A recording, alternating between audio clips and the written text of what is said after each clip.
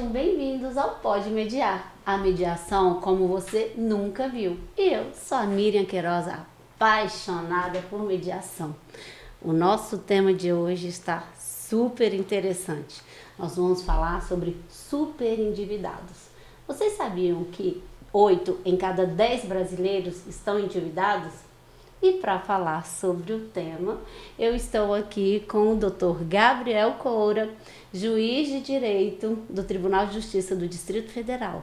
Dr. Gabriel é o coordenador do Núcleo de Conciliação de Superendividados. Tenho certeza que esse programa de hoje vai ser especial. Doutor, obrigada pela sua participação aqui no convite, nosso doutor. Pode Mediar. Fica à vontade. Maravilha.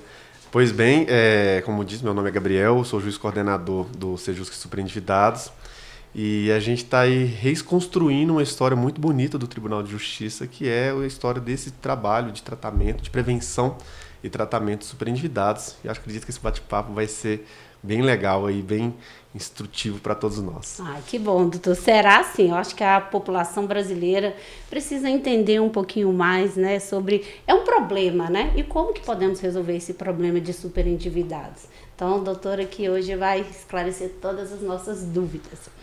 Doutor, como é de queremos saber um pouquinho de você, da sua carreira, como que você chegou ao cargo de juiz. Conta um pouquinho pra gente conhecer um pouquinho mais. Como a gente estava falando em off, foi uma jornada bem longa, né? Eu sou juiz aqui no Distrito Federal há 7 anos, entrei em agosto de 2018, para ser mais exato.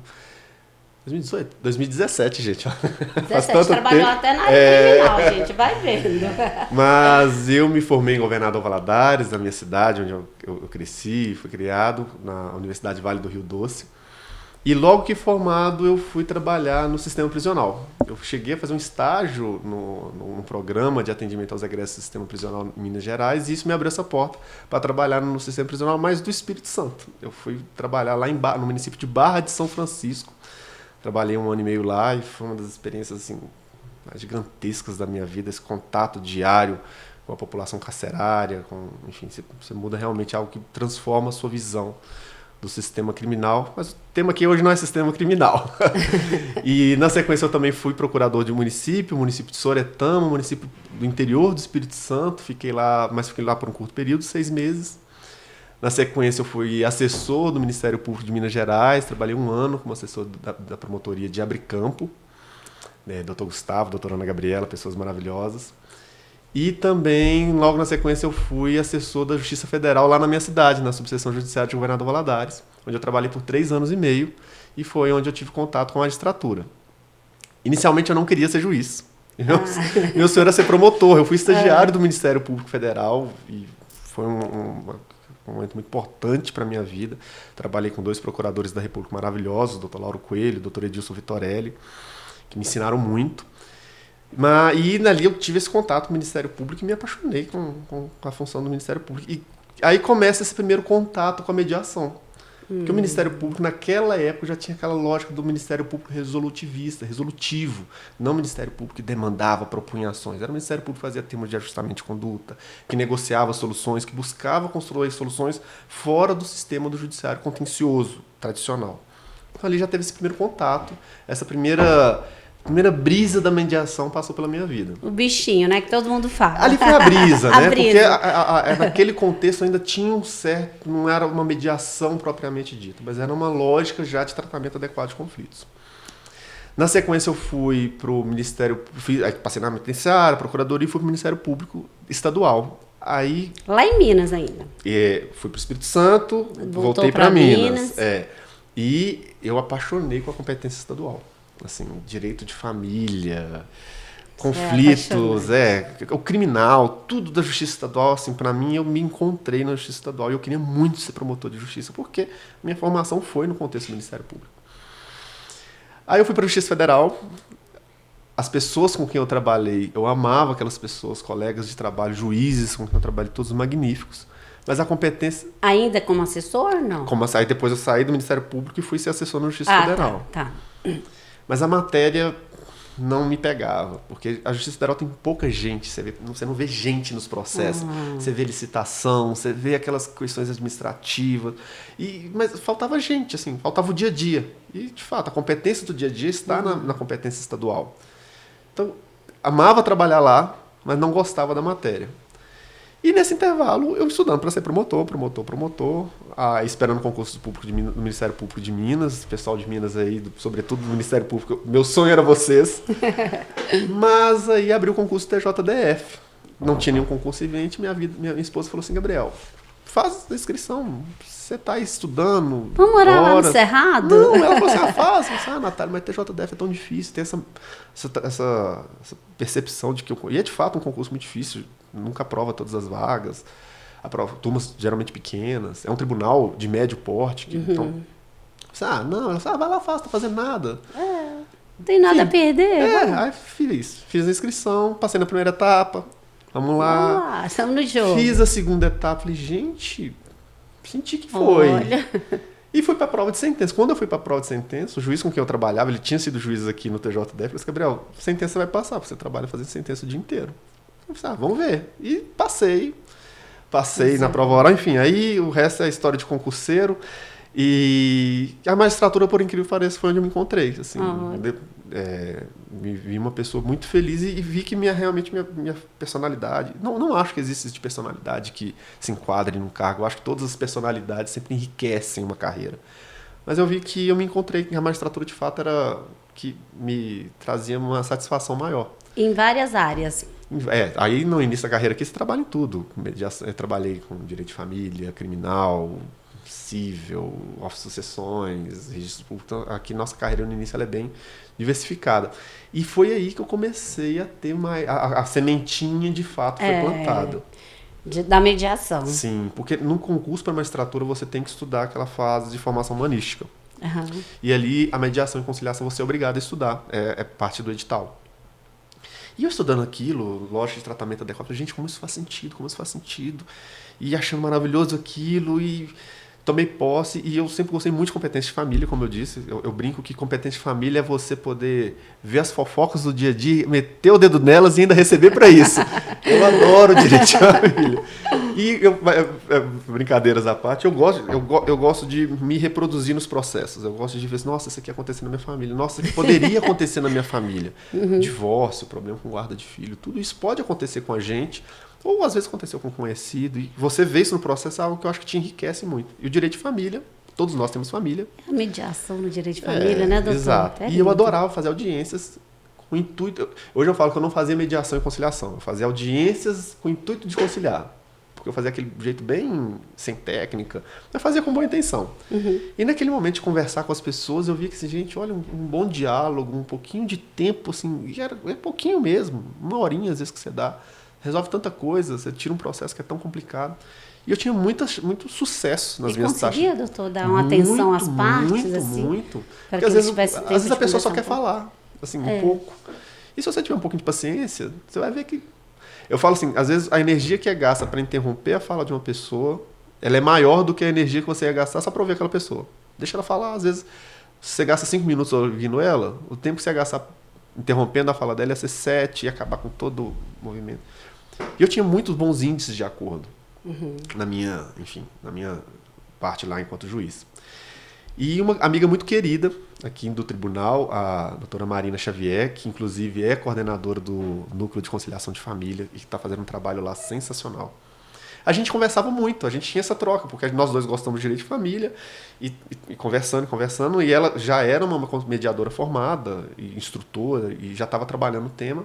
E a gente sempre conversando sobre os acordos que ela pegava. Ela falou, olha, vai abrir uma turma de conciliação, de mediação aqui do tribunal. Tem interesse? Eu, poxa, tenho.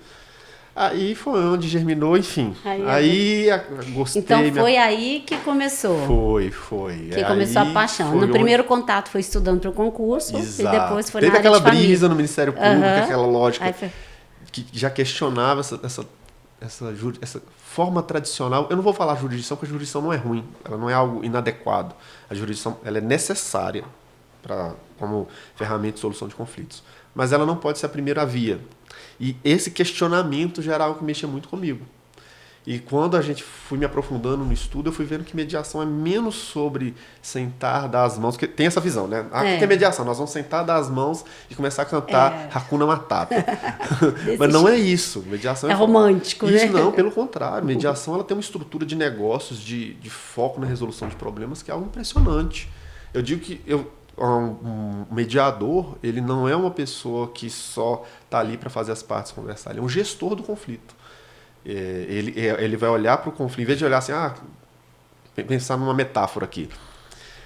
A jurisdição tradicional seria aquela mãe que quando chega em casa vê uma bagunça e fala, quem é que fez isso? Ela já pega o chinelo e já vai atrás querendo acertar o chinelo no primeiro que ela encontra. Essa é a jurisdição tradicional, porque ela quer achar um culpado. A sala está lá desarrumada, a bagunça está lá feita, e ela não está olhando para a bagunça. Ela quer saber quem fez a bagunça, ela quer punir ou responsabilizar aquela pessoa. Uma pessoa, o mediador, quando ele olha para o conflito, ele fala, gente, que bagunça é essa? Como que a gente vai arrumar essa bagunça? Como eu vou evitar que essa bagunça se repita no futuro? Como eu vou educar meus filhos para que eles não façam isso dessa forma? Então ele olha para o conflito, ele não olha, fala assim, ela é muito humanizada. Ela é humanizada não para olhar para as pessoas procurando responsáveis. Ela é humanizada porque ela olha para o conflito e busca entender que tipo de interesse, que tipo de questões que geraram esse resultado. Então, eu olho para o resultado e eu quero resolver o resultado. Mas olhando para o resultado, pensando na interconexão dele com as pessoas. Então, assim, por isso que eu acho que a mediação... Aí foi, quando eu olhei para isso, eu falei, gente, isso faz todo sentido. Não faz sentido um juiz vir aqui com um chinelo. Quem é o responsável? Quem é o culpado? E a bagunça tá lá. Pensa em dano moral.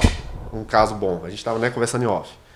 Dano moral, a gente quer saber quem foi o culpado e como responsabilizar esse eventual culpado.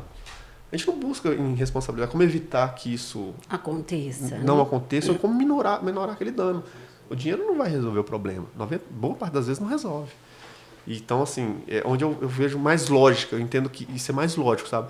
Não excluindo... É por isso que eu falo, não é um meio alternativo à jurisdição. Porque alternativo impõe exclusão. É um meio que caminha junto com a jurisdição. Paralelo, olha, onde tiver que haver opção. jurisdição, temos que ter jurisdição. Agora, será que não é bom a gente tentar entender melhor? E mesmo quando não tem acordo, a mediação e conciliação é uma ferramenta incrível para a solução mesmo do conflito que vai ser resolvido no judiciário. Então, enfim, meu caminho até aqui... O meu primeiro contato também com a mediação foi na área de família. Eu sempre falo que eu fico apaixonada pela área de família. Foi ali que eu falei, gente, é isso que é justiça para mim. Não é um processo, não é administrar um processo por 2, 3 anos. E com essa administração do processo vem tudo, né? Vem famílias destruídas, vem pessoas chateadas, angustiadas. E aí quando você leva para uma mediação e você coloca um prazo ali para resolver, Sim. e em um mês você resolve um problema em que assim, tem famílias destruídas e você faz com que aquelas pessoas se conectem novamente.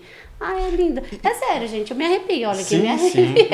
Não, e tem um caso que pode ilustrar muito bem as outras questões da vantagem da mediação. As soluções heterocompositivas do juiz, né, que o juiz vai dar lá na sentença, elas são delimitadas por alguns requisitos legais. Então, ela tem lá o que as partes querem quando elas fazem um processo, o que a lei permite que o juiz faça. Então, o juiz, quando ele vai decidir um processo, ele tem um rol de opções muito limitado. Então, por exemplo, numa partilha de herança, qual que é a solução que o juiz pode dar? Dividir. Ele vai pegar aquilo ali, fazer igual Salomão, dividir a criança no meio e dar, porque é o que a lei deixa ele fazer. A lei não deixa ele inventar outra coisa. O que a lei deixa fazer, olha, você está com uma herança, você vai identificar o quinhão de cada um e você vai dividir. Ou então você está disputando uma ameação na partilha de bens, um divórcio. Eu me deparei com um caso que explica como que uma solução consensuada, que eles falam que é isso, né? Que mediação e conciliação permite que você amplie a torta antes de fazer a divisão. E eu peguei um caso concreto desse. O caso, não tem aquele exemplo da mediação clássica da laranja, que um queria o suco para... Os dois querem a mesma laranja. Um quer a laranja para fazer um suco, o outro quer a casca da laranja para fazer um bolo. Então todo mundo poderia ter a mesma laranja e tirar o mesmo resultado. Gente, isso não é teórico. Eu me deparei com um caso que isso aconteceu na prática. Era um casal que estava se separando. A mulher não tinha patrimônio, o homem tinha patrimônio.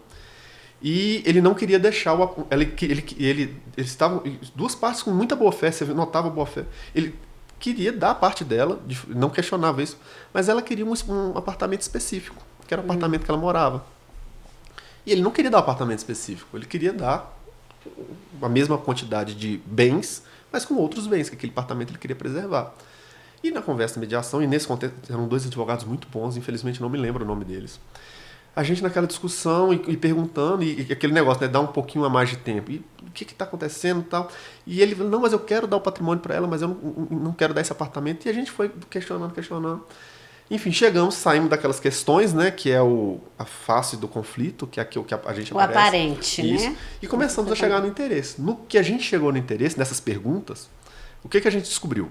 E eu digo a gente porque fomos todos nós, advogados também perguntando, todos nós. A gente descobriu que o rapaz não queria dar o apartamento porque ele queria preservar aquele apartamento para os filhos. A mulher queria o apartamento porque ela só queria morar lá. Ela não estava preocupada com a questão financeira de patrimônio. Uhum. Ela só queria morar lá, porque era um lugar que ela gostava, o ciclo social dela estava lá. E ela não tinha filhos dela. Então, a gente tinha uma pessoa que só queria morar no imóvel e tinha outra pessoa que queria preservar aquele imóvel. A solução que no final a gente conseguiu construir numa primeira rodada, deu um tempo de reflexão e depois fechamos, foi que o ex-marido, deixou um imóvel em uso campeão vitalício com ela e acabou deixando o patrimônio dele quase todo preservado, porque acaba que a partilha foi menor, ela ficou com menos patrimônios, ela ficou com outros imóveis para garantir uma renda para ela, mas não com tanto que ela ficaria. Ela ficou super satisfeita. Os advogados ficaram super satisfeitos. Eu poderia, como juiz, fazer essa solução? Não poderia. Não. A lei não me deixa dar um uso campeão. Uso campeão não, gente, desculpa. Usufruto. A lei não me permite fazer isso. Mas as partes ali fizeram. E acharam uma solução ótima. É a solução da laranja. Ele queria a casca, ele queria um apartamento para preservar para os filhos dele. Ela não tinha essa intenção de preservar patrimônio, pois não tinha filhos para deixar a herança, mas ela queria preservar o imóvel que ela morava e ela se sentia bem ali. E todos os interesses foram atendidos. Olha que coisa boa, Exato. né? Então, assim, Ou seja, aquele interesse que era aparente, quando você foi identificar as reais necessidades das partes, conseguiu fazer uma composição. Tratamento adequado. A solução adequada para o conflito foi dada. No lugar de... Eu poderia dar a solução jurídica que daria pacificação social, no sentido de encerrar formalmente aquele conflito. Mas as partes não estariam satisfeitas com a solução que eu daria. Eu tenho certeza que não estariam. E falando aqui do lado da advocacia, eu sempre falo para os colegas advogados, né? Que hoje o bom advogado é aquele que dá soluções. A gente pode fazer isso. E se isso aqui não funcionar, podemos judicializar. E a mediação amplia. Eu não vou falar poder que passa a impressão de vaidade, enfim. Mas amplia o espectro de atuação do advogado. Ela não limita. Porque quando o advogado ele assume o maior protagonismo, né? Ele assume o maior protagonismo na solução. Porque ele que vai construir a solução. Na sentença, quem constrói a solução é o juiz. Mas constrói a solução com base no que eu pedi, ok, mas é ele que constrói. E vai construir conforme a interpretação dele no ordenamento jurídico. Agora, na mediação, não. Você vai construir uma solução que, por vezes, o juiz só vai olhar aquilo ali, vai fazer uma análise formal e vai homologar. Tanto que a gente tem... Nós temos uma equipe de juízes mediadores que trabalham no tribunal. Quando a gente se depara com um acordo, a gente fala, olha, acordo bom ou ruim é um acordo válido. A gente só chancela, literalmente. Então, os advogados, quando eles se aventuram e se dedicam a essas soluções consensuadas, eles têm o maior protagonismo na solução. Quando você vai para o judiciário, esse protagonismo é muito diminuído. Por quê? Quem vai dar a solução final, no final das contas, é o juiz. E, consequentemente, o cliente satisfeito. Né? Imagine, hoje um advogado leva uma solução em 3 anos para um cliente e um outro leva em uma tarde. Ele leva a solução que ele não queria. Então, vamos pensar nesse caso que eu trouxe. A cliente, mulher, provavelmente sairia insatisfeita, porque eu daria a partilha de forma... No risco, né? Ia pegar a régua, alguém sempre aqui. Vai perder, né? O rapaz também sairia insatisfeito, ou seja, todo mundo ia odiar. Eu falo que no judiciário a insatisfação é garantida, porque a gente brinca que pelo menos 50% dos nossos clientes são insatisfeitos com nossos serviços. No sentido de que boa parte não gosta. Que alguém sempre vai perder, né? A Às vezes não os tem, dois. E quanto juiz, a gente não tem muito o que fazer. A nossa solução vai ser, olha, a lei me permite fazer isso aqui. Agora, essa solução é ótima? Muito provavelmente não. Porque o seu interesse... E olha que interessante. Em alguns casos, o interesse é juridicamente irrelevante. O interesse dessa mulher, por exemplo. O interesse dela de viver perto das suas amigas do seu ciclo social. Isso é socialmente relevante, mas é juridicamente relevante. Isso é um fato irrelevante. Porque o que isso muda o direito dela? Nada. E quando entrou em consenso, essa Aí foi a agora solução, pergunta né? para ela, qual que para ela é mais importante? A relevância social ou a relevância jurídica? Uhum. E essa advogada que atuou, a advogada em específico, eu me lembro muito dela, só não lembro o nome, porque eu atuei com ela em outros processos, e ela tinha essa pegada de vamos conciliar, vamos conversar, vamos... E os processos dela eram sempre essas soluções maravilhosas. Que legal, né? Eu digo que, mais uma vez, a jurisdição deve existir, ela vai continuar existindo, porque nem sempre vamos alcançar acordos, nem sempre o caso deve ser submetido à mediação. Há casos que não devem mesmo. Mas 90% dos casos facilmente poderiam ser resolvidos por meio de um diálogo. Não, a mediação é assim, as pessoas, os advogados que entenderem esse procedimento e juízes também, o judiciário também está aprendendo a lidar com esses novos métodos, apesar da gente estar aí, o CNJ estimular muito, mas juízes também precisam entender melhor isso. Eu acho que toda a comunidade jurídica precisa atentar melhor para essa... Não é a lógica do romance, não é a lógica do kumbaya, é a lógica de realmente olhar para o conflito e buscar, olha, eu quero resolver o problema. Eu não quero saber quem é responsável. A responsabilidade, ela pode passar pela solução, mas o meu foco é resolver o problema. Isso sim, eu vejo que a mediação, ela nos ensina isso. Muito bom, muito bom. Bom, a gente fica aqui falando até, né, doutor? Se deixar, vamos. Se deixar, a gente não vai falar do super endividado, vai falar só sobre mediação. Agora vamos lá começar com o super endividado. Então vamos. Quem deve, não teme. Exato. Isso, quem deve, não deve temer. A dívida é algo normal na nossa sociedade. Tem uma brincadeira que eu sempre faço, é o seguinte, olha, endividados estamos todos. Todos nós temos dívidas. Se você tem um cartão de crédito, você é uma pessoa endividada. E dívida não é um negócio ruim. Pelo contrário, pensando que a gente vive numa sociedade capitalista, que é regida pelo consumo, é o consumo que movimenta toda essa máquina e cadeia de produção, o crédito, na verdade, ele chega a ser essencial. Pensa, você vai comprar uma casa e você é um trabalhador normal. Estou falando de trabalhador normal aqui, tá, gente? Você cresceu, sua família não te deixou nenhuma herança, não vai te dar uma casa, não vai te dar um carro. Você vai ter que ralar e comprar tudo. Como é que você vai comprar tudo, sendo que você acabou de entrar no emprego, está ali construindo sua vida? Você vai esperar 30 anos para juntar o dinheiro e comprar sua casa? Não vai. 90% das pessoas não fazem isso. E vamos supor que nesse mundo ideal, em que todas as pessoas fazem isso, só compram casa depois de 30 anos. Imagina o impacto que isso teria no mercado imobiliário. Nos empregos que a construção de novos edifícios, novas casas, isso gera muito emprego. Se a gente tivesse que esperar 30 anos para o jovem, depois que ele entra no mercado de trabalho, ele vai juntar todo o dinheiro. E esse período que ele está sem consumir... Tem que ser bastante disciplinado. Não, né? e ele vai ficar sem consumir esse período. Ele poderia consumir 10, ele vai consumir 5, porque ele está juntando dinheiro. Isso gera impactos na economia muito importantes. Então, o que o crédito faz? Eu brinco assim, que o banco ele não te vende dinheiro, ele te vende tempo. Em vez de você esperar esses 30 anos, eu vou comprar esses 30 anos, no meio de juros, e vou realizar meus sonhos agora. Então, se a pessoa já consegue comprar uma casa, consegue comprar um carro, financiar um celular. Dívida é muito boa quando muito bem planejada. Ela, inclusive, nesse pessoal de mercado de ações que estuda empresas, falam que o nome que eles usam para a dívida é alavancagem, porque a dívida te alavanca, ela te sobe, ela aumenta seu poder de compra, ela mantém estável o seu poder de compra. Por exemplo, coisas de economia familiar. Você chegou no final do mês, sobrou mês no fim do seu dinheiro. Sempre sobra muito mês. Sobrou mês no fim do seu dinheiro, mas você tem que comprar um remédio para você, para seus filhos, enfim, para quem quer que seja. Você não tem dinheiro. Quem vai te socorrer naquele momento? É o crédito. Você vai passar no cartão de crédito, vai pagar no mês que vem. Porque às vezes esse mês aconteceu alguma necessidade extraordinária. Seu pneu furou, você tem que trocar o pneu é caro, tudo é caro hoje, né, gente? Você vai trocar o pneu do carro, você está sem grana ali naquele momento, você consegue passar no crédito. Quem tem filhos, então, gente? Exato. Então, é um poço sem fundo. Eles falam que o crédito é como se fosse um colchão que permite a gente passar por essas oscilações sem interferir no nosso padrão de consumo. A gente vai continuar consumindo o mesmo padrão e o crédito vai amortecendo. Ou seja, ele não é ruim. Ou seja, endividar não é ruim.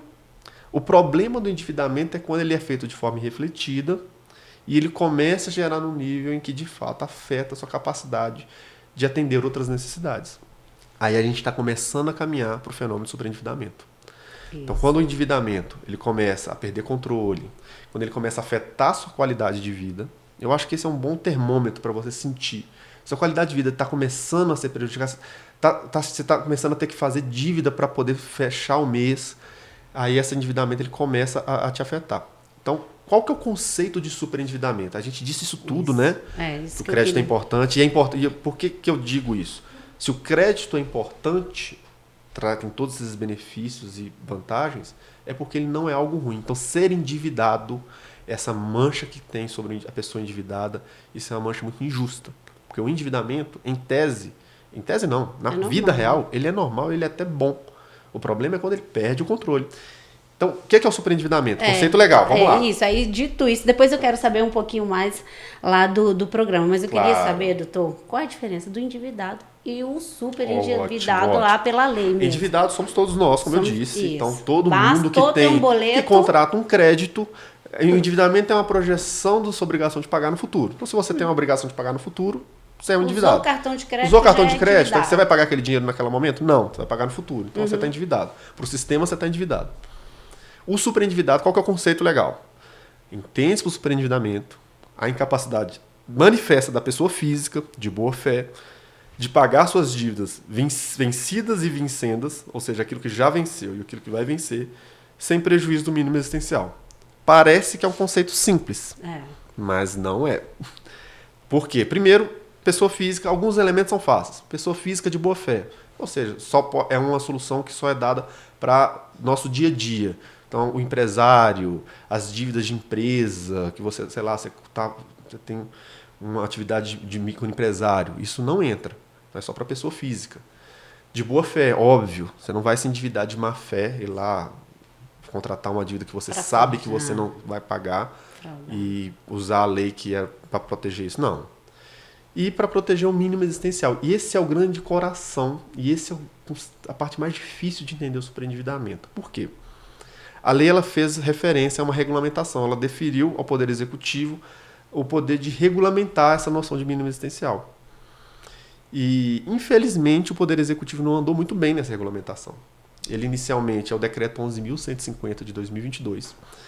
Ele regulamentou que esse mínimo existencial seria R$300 por mês. Nossa! R$300 nem a fruta da aí, semana. Atualizaram esse decreto e atualizaram em 2024 e aumentaram para R$600. Que também não dá nada. Assim, R$600 é tão pouco dinheiro. Vamos lá, só a carne, 1 quilo. Que ele está abaixo do limite da pobreza. Então, é algo assim, eu falo, até conversando com os colegas, eu falo, gente, o conceito de pobreza é incompatível com a lógica de dignidade. Porque mínimo existencial, o que é o mínimo? O que é o conceito jurídico de mínimo existencial? É a quantidade de bens e serviços que você precisa para ter um padrão de vida digno. Então, se você é pobre, no conceito econômico da palavra, você está sendo privado desses recursos. Você não tem o mínimo. Então, é incompatível. Então, ele está abaixo do limite de pobreza. E ele traça uma linha que ele nem fala que é R$600 por pessoa. Ele fala que é R$600 do seu salário. Então, uma pessoa que vive sozinha, na casa da mãe, e que se endividou e está com R$600, pelo decreto é tratado da mesma pai de família que está endividado, que se endividou por conta de um tratamento de saúde, às vezes, e tem que pegar aquele dia para sustentar uma família de 5, 6 pessoas. Então, esse decreto ele andou muito mal, ao meu ver, na regulamentação. E isso gera muita confusão, porque, afinal, o que é mínimo existencial? Quais são os recursos necessários? O que é isso? Então, esse é o nosso grande desafio. Lá no Ser Justo e Superendividados, nós temos uma estratégia de análise, nós tentamos fazer... Tentamos não, a gente, com muito orgulho eu posso falar, a gente faz uma análise muito individualizada de caso a caso. A gente faz uma decisão fundamentada, explicando por que aquela pessoa foi ou não foi considerada superendividada. A gente analisa estrutura familiar, a gente analisa o histórico da família. Você sofreu algum acidente na vida, doença, você foi demitido nos últimos anos, sua renda diminuiu nos últimos anos. O que aconteceu com vocês? O que sobra de dinheiro depois que pagou as dívidas? Tem alguma situação? Vamos ver esse dinheiro que sobra. Sobrou esse dinheiro?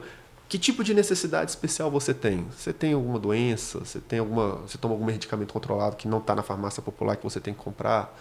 E como é que está a sua vida perante o mercado? A gente tenta fazer uma análise o máximo global possível para identificar no caso concreto. E essa que eu acho que é a grande chave. O poder regulamentar, o ideal seria ele estabelecer critérios que permitissem uma aferição genérica e rápida. Olha, abaixo desses patamares aqui, a gente presume superendividamento. Mas deixando uma porta, e como sempre vai deixar, para que o judiciário analisasse casos concretos que não estão na norma. A norma não, é impossível a norma prever tudo. É por isso que existe o Poder Judiciário. Se a norma pudesse prever tudo, a gente pegaria um robô, o ChatGPT, ou Copilot, gente, qualquer, não estou fazendo propaganda não. Você pega qualquer um dessas inteligências artificiais, coloca lá a lei, posso fazer isso? Não, está resolvido. Mas a gente tem que interpretar a norma. Então, e analisar o caso concreto. Então eu falo assim, o mínimo existencial, existe o mínimo existencial geral, que é o que serviria para nortear o mercado de crédito, e existiria o mínimo existencial do caso concreto. Olha, essa história dessa pessoa aqui demonstra que a necessidade dela é maior ou menor em relação às demais pessoas. Então é isso que a gente tenta construir lá no Sejusc Superendividados. Muito bom. Doutor, e fala pra gente um pouquinho como funciona esse programa de prevenção e tratamento de consumidores superendividados do TJ. Explica um pouquinho pra gente como surgiu, para que a gente possa, né, ter essa visão macro. Maravilha. Você vai ver que eu adoro contar história. E eu adoro escutar. Então estamos aqui no lugar certíssimo. Pois bem, o TJDF, eu tenho muito orgulho do tribunal, ele tem uma história de vanguarda em alguns pontos, e os superendividados, o TJDF, ele é um dos tribunais de vanguarda no país em relação a isso. O programa começou em 2014, ou seja, anos antes da lei. Já havia um movimento, um estudo sobre superendividamento no Brasil, mas era um estudo muito que ainda estava mais circulando na área acadêmica, se falava sobre endividamento das pessoas, mas se estudava pouco esse fenômeno. E o tribunal, atento a essa movimentação, esses estudos, resolveu importar um modelo que já estava em funcionamento no Rio Grande do Sul, no Paraná, de tratamento dessas pessoas superendividadas. Então o programa começou em 2014. E ele trouxe uma ideia, e eu acho que esse foi o grande mérito do Tribunal de Justiça, que foi perceber o fenômeno não só no seu aspecto econômico. Porque o superendividamento, a parte da dívida, ele é só a camada, é a embalagem. Mas por baixo dessa embalagem há problemas jurídicos, de contratação, enfim, e também psicossociais. Hoje já existe estudos, quando você vai estudar um pouquinho o fenômeno do endividamento, você se depara com estudos da economia comportamental.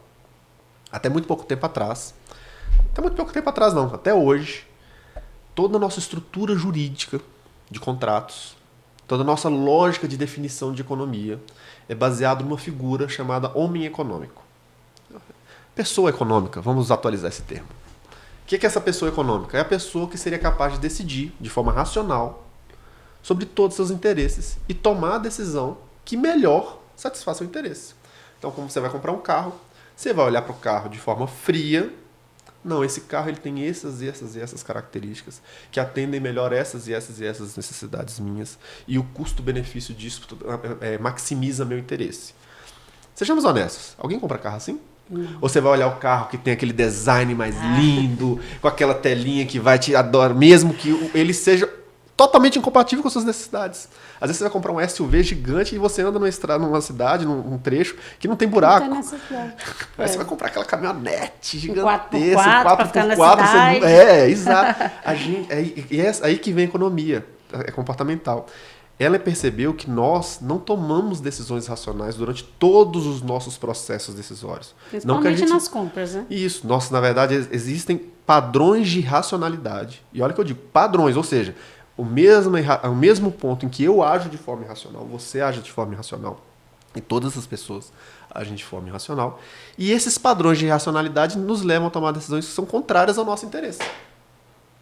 O impulso também. Não necessariamente no impulso, é porque a gente, de fato, nós temos buracos cognitivos que a gente não consegue dar conta. A gente não consegue fazer um padrão de decisão ótimo em todas as decisões que a gente vai tomar. Em tudo da vida. Compra, decisão amorosa, em tudo. Tanto tem a gente já fica imaginando a experiência de estar no carro. Tem um livro que chama, do Dan Alieri, acho que é Dan Alieri o nome dele, que chama Previsivelmente Irracional. Olha só que importante. Nós somos irracionais e somos irracionais de forma previsível. Eu sei que você vai ser irracional nesse ponto. Então eu, como comerciante, como publicitário, vou explorar essa sua racionalidade. Vou construir modelos de atendimento que exploram essa racionalidade. Isso não está errado, gente. Assim, é o mercado. Então nós tomamos decisões erradas, que vão contra o nosso interesse. E essas decisões, obviamente, influenciam também no nosso endividamento. Então, quando você... voltando na história do superendividado do programa, quando se fez essa ampliação, passou a tratar o fenômeno que, olha, isso não é só uma questão de ir lá e contratar uma dívida. Existe um aspecto psicológico por trás disso. Existe um aspecto social por trás disso.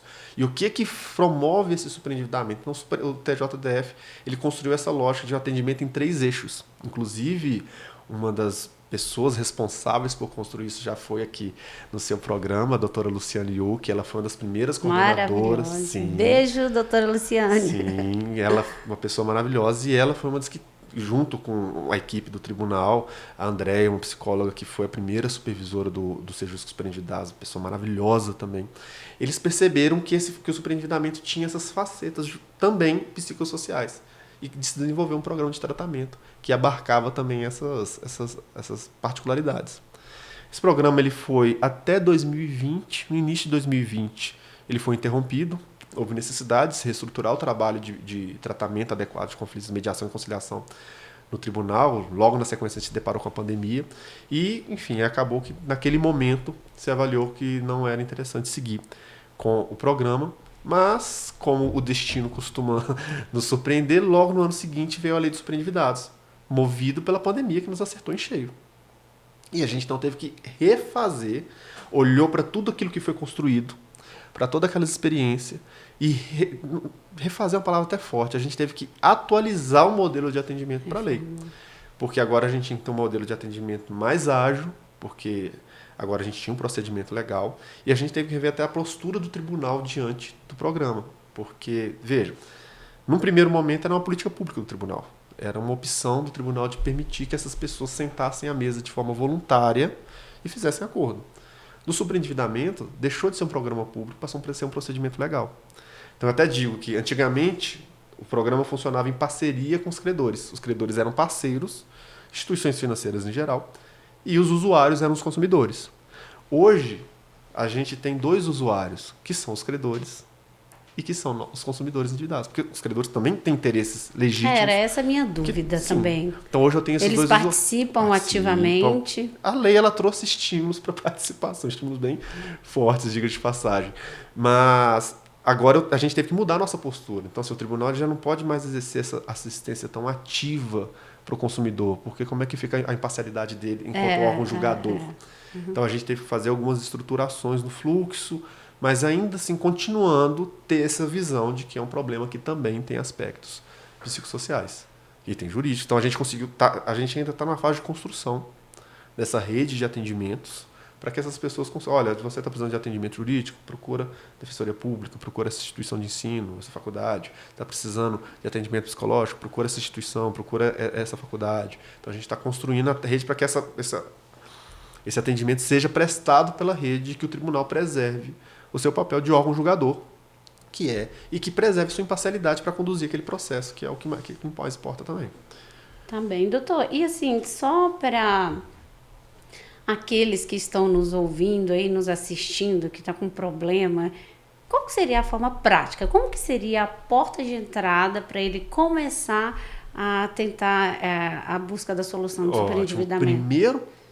O primeiro passo mais difícil, eu digo, é você se reconhecer na situação de superendividamento. De necessidade. Esse é o primeiro passo. As pessoas elas têm uma resistência muito grande. Vergonha. Admitir que perderam o controle. E o que as pesquisas mostram? Existem 2 tipos de superendividado. Existe o superendividado ativo, que é aquele que perdeu o controle, bagunçou e que gastou mais do que podia.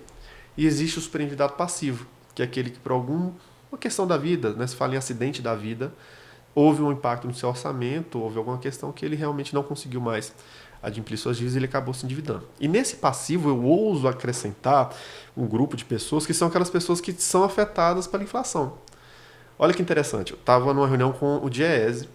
O DIEESE é aquele departamento de estudos dos sindicatos que analisa a economia nacional. E a gente conversando, e eles me trouxeram uma informação que para mim foi surpresa. As pessoas usam o empréstimo para complementar a renda. Olha, só contraditório quando você está pensando no frio. Mas você recebe 10 mil, suas necessidades são de 12 mil, e você usa o empréstimo para completar esses 2 mil todo mês. Isso em algum momento, esse ciclo vai estourar. E você não nota que isso está acontecendo. Porque e hoje o crédito está muito fácil. Você tem um cartão de crédito. Estudos já comprovam que o cartão de crédito ele elimina um fator que chama dor do pagamento. O ser humano ele tem aversão. Não tem isso que eu te falei de economia comportamental? Aham. E ele estuda viés e vários. Uma das nossas irracionalidades é a aversão à perda. A gente tem pavor de perder. Todos nós. Ninguém gosta de perder. Você também não gosta de perder. Então, quando você vai lá comprar, antigamente, lá na época dos macedônios, que a gente levava dinheiro na carteira, o ato de tirar dinheiro da carteira e pagar doía. Porque você, naquele ato, por mais que você estivesse comprando o que você queria muito, esse ato de tirar da carteira, seu cérebro assimilava como perda. Então, você tendia a controlar melhor seus gastos, porque cada gasto doía. No cartão de crédito, você não vê o dinheiro indo embora. E é real. Gente, hoje é tão fácil. Ó, tô até com o celular aqui. Você colocar dinheiro na minha bolsa, eu você tô só uma faz dó assim, de comprar. Isso, hoje é só isso aqui, ó. Você só aproxima. É muito prático pra gente gastar. E você não vai vendo. Você gasta 10 ali, 5 ali, 10 ali. Na hora que você assusta, o cartão de crédito, ele consumiu toda a sua renda. Então você não tem mais aquele aviso da carteira, que a carteira vai afinando. Eu lembro quando meu pai recebia o salário dele, a carteira dele ficava desse tamanho. Aí durante o mês ele ia fazendo assim, ó. Era muito visual. Hoje nada é visual. Então, as pessoas, quando ela vai usando empréstimo, ela vai se endividando para manter esse padrão de vida que ela legitimamente escolheu viver. E ela vai usando o crédito como essa forma. Então, ela não percebe que ela está se endividando. Então, não é um descontrole propriamente dito. É um mecanismo que explora isso. Explora no sentido de, olha, eu tenho cartão, eu quero que você use o cartão, eu vou te dar pontos se você usar o cartão. Eu já ouvi de gente falando assim, eu ganho milhas, eu ganho passagem. Não, você não ganha passagem, gente. Você compra essas passagens à medida em que você gasta um cartão. Ah, mas eu mantenho meus gastos controlados. Parabéns, você é uma exceção. A maioria das pessoas não consegue controlar os gastos do cartão de crédito.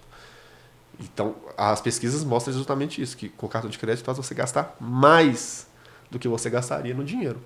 Ou mesmo no débito, porque no débito você vai vendo a coisinha ali. No débito dá aquela emoção, né?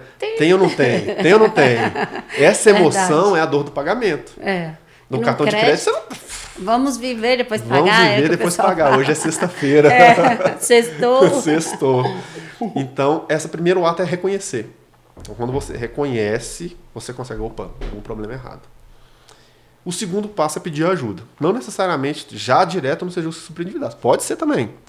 Mas é pedir ajuda. Olha, tem algum na sua casa, alguém na sua família, alguma pessoa que você conhece, que você vê nela uma pessoa que tem um controle financeiro melhor, busque ajuda dessa pessoa, como fazer. E nesse processo, tente readaptar a sua vida à sua capacidade de pagamento. É importante que a gente adapte a nossa vida, a gente faça esse caminho de volta para que, olha, se eu recebo 5, 10, o que quer que seja, meus gastos têm que estar dentro do meu orçamento mensal. Parece muito óbvio isso, mas não é tão óbvio nesse mecanismo de que tudo é etéreo. O dinheiro não existe mais. Né? Aí você que está nos ouvindo, olha, você anda com carteira? Hoje quase ninguém anda com carteira. Ninguém anda com dinheiro. Eu hoje, literalmente, eu só ando com o celular. Meus documentos estão no celular, meus cartões estão no celular, tá tudo no celular. E o dia que inventarem chave de carro no celular é que eu não ando com nada mesmo.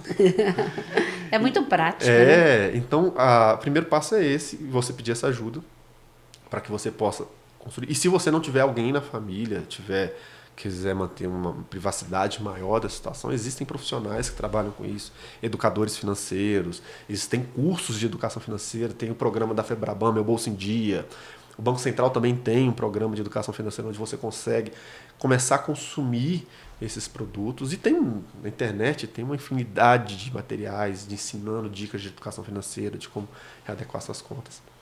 E também a gente tem o procedimento legal do tratamento dos superendividados, que foi inaugurado com a lei dos superendividamentos, e que aqui no TJDF é uma parte executada pelo Sejusc Superendividados. Então, se você é aqui do Distrito Federal, que a gente só atende a população do Distrito Federal, ou pessoas que estão vindo aí pelo Brasil, procure o Sejusc da sua região, ou Sejusc Superendividados, ou algum Sejusc que realize essa etapa consensual do superendividamento para que você possa solicitar a repactuação das suas dívidas. E tem atendimento em todas as cidades satélites, doutor? Do Distrito Federal, sim. Tem, né? Superendividado. É isso. Hoje, todas as pessoas residentes no Distrito Federal são atendidas.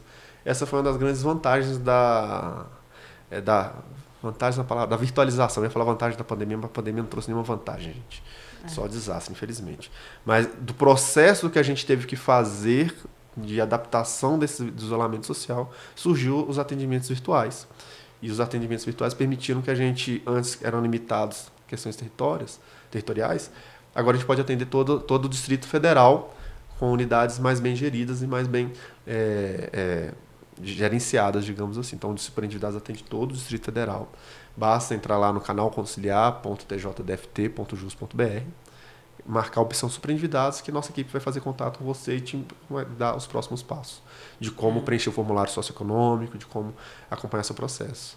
Ah, perfeito. Tudo também passa pela educação financeira, né? Lá Sim. em casa eu já estou instituindo algumas coisas diferentes, né? Sim. Eu falei assim, é tanto Pix, eu sou a mulher do Pix. Gente, tem hora que você fica irritada. Mãe, é um Pix? Um Pix para... Aí eu falei, gente, eu vou fazer lá em casa, sabe agora? Eu vou colocar na cozinha um gastômetro da casa. Ótimo. Pegou um Pix? Anota o Pix. Já tira um pauzinho. Eles não têm noção do quanto se gasta. Sim. E eu acho que é importante os pais começarem a pensar e colocar os filhos para participar. Os meus sabem que eles vão participar de uma reunião financeira. Em breve. Em breve. E a gente vai colocar ali, ó, todos os... Minha filha um dia falou, mas eu quase não gasto. Aí eu falei, tá bom, deixa eu pegar só o extrato de Pix aqui do mês. No pouquinho, de grão em grão, a galinha enche o papo, né? É Sabedoria R$10, popular. é R$20, daqui a pouco é R$600 mil. A lei dos superendividados, ela tem 2 conceitos chaves, digamos, né? É o mínimo existencial, que a gente conversou aqui, que tem todo esse debate de como identificar. Esse é um dos eixos. O segundo eixo é o crédito responsável. Crédito responsável, eu digo que ele é uma via de mão dupla. Ele é a via de mão dupla do consumidor, a via do consumidor, que passa pela educação financeira, o consumidor que avalie antes de contratar um crédito. Como eu disse, crédito é muito bom, desde que bem contratado. O problema do crédito está em quando ele é mal utilizado. Então, o crédito bem contratado, ele é um crédito responsável. Então, o consumidor ele tem que ser educado financeiramente para que ele possa tomar melhores decisões. Mas também tem a outra via, que é a do mercado de crédito. Quando se fala sempre que a gente está falando sobre esse empreendimento, o tema educação financeira vem, de fato ele é muito importante, mas a gente tem que ter muito cuidado para que não veja na educação financeira a única solução, porque só a educação financeira não resolve. Não vai pagar, né? A educação financeira resolve uma das vias, que é a via do consumidor, mas nós temos a via daquele que concede crédito. E eu digo que assim, não adianta eu educar uma pessoa a tomar decisões X, sendo que eu sou estimulado a tomar as decisões Y o tempo inteiro. Um exemplo singelo. Vocês estão notando aí, que eu notei recentemente, que comigo funciona super. Quando eu vou comprar um chocolate, tem lá, alto em açúcar e gordura. Aí eu já bato o olho naquilo ali e falo, puta que pariu. Isso. Nossa, mas eu tô com muita vontade de comer chocolate. Eu vou comer esse chocolate alto em gordura e açúcar do mesmo jeito. Me faz mal, mas eu vou comer. Não é? Mas é alto em gordura, tá escrito aqui. Você tá educado, eu tô informado. Mas eu vou comer meu chocolate. E eu adoro chocolate, como chocolate mesmo. Então, onde eu tô querendo chegar a isso?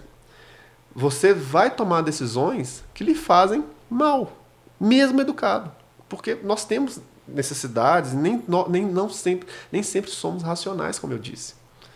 Então, o que eu vejo? Que ao mesmo tempo em que a gente tem que colocar a informação no produto, alguns atos de regulamentação tem que efetivamente limitar. Por exemplo, hoje a gordura trans que faz muito mal, ela é proibida nos alimentos. Adiantaria eu colocar lá, esse alimento é rico em gordura trans? Não, as pessoas iam comer do mesmo jeito. Se elas tivessem vontade de comer um chocolate com gordura trans, iam comer o chocolate com gordura trans, porque naquele momento, naquele impulso, aquela vontade é mais forte que o poder de controle. Aí entra todo esse processo que eu disse de decisões irracionais.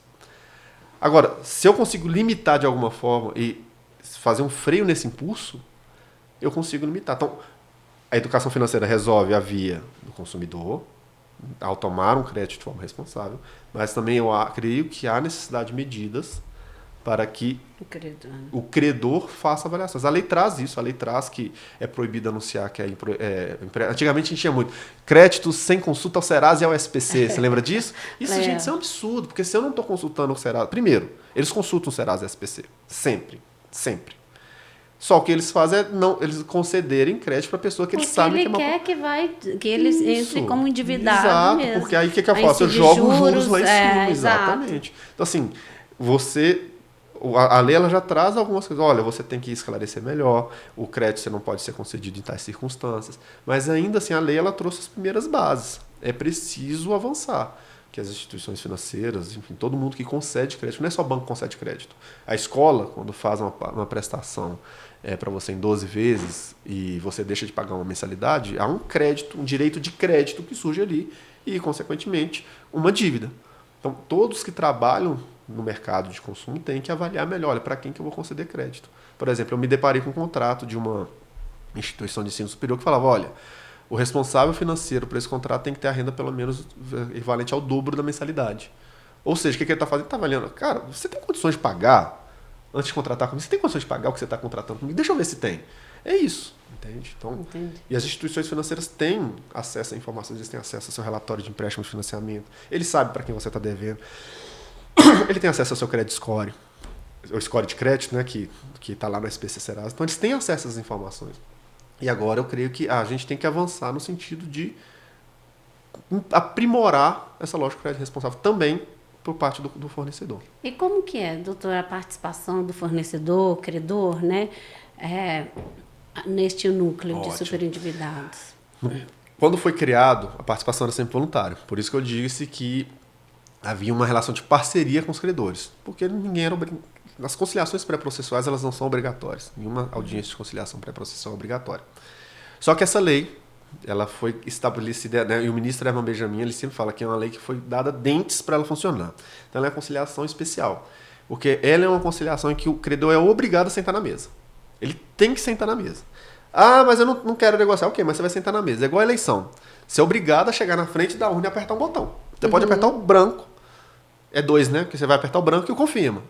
Mas você é obrigado a aparecer na frente da urna. Se você não aparece, você sofre consequências. Multa, não consegue tirar documento. É a mesma coisa com o superendividado. O processo é facultativo para o consumidor sempre, mas ele é obrigatório para o credor.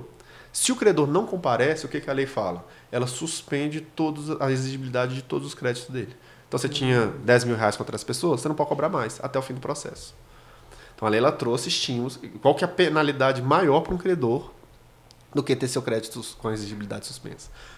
Você vai suspender a exigibilidade de execuções em trâmite, SPC Serasa vai ter que cortar tudo. Então tudo que você tinha de ferramental para ir contra aquela pessoa, a lei te tira.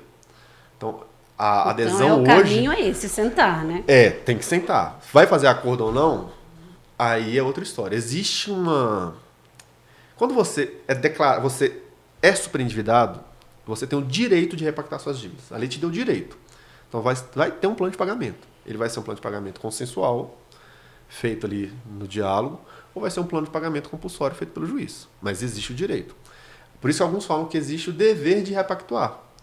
Mas esse dever de repactuar não significa que você vai ter que sentar lá na mesa e trazer uma proposta. Você tem que sentar na mesa. Não sentou? Você vai ter seus créditos suspensos e o juiz vai te dar um plano de pagamento e vai te colocar no final da fila. Porque quem fez acordo, ele vai para a frente da fila. Ele recebe primeiro. Então a lei ela trouxe esse ferramental, essa estrutura que nos ajuda muito. Porque quando a gente fazia as conciliações pré-processuais, às vezes os credores não compareciam, não tinha interesse. É isso. Quando a lei foi publicada, a gente estava ainda definindo como fazer, vendo como é que estava sendo feito, a gente continuava emitindo convite, nenhum banco aparecia.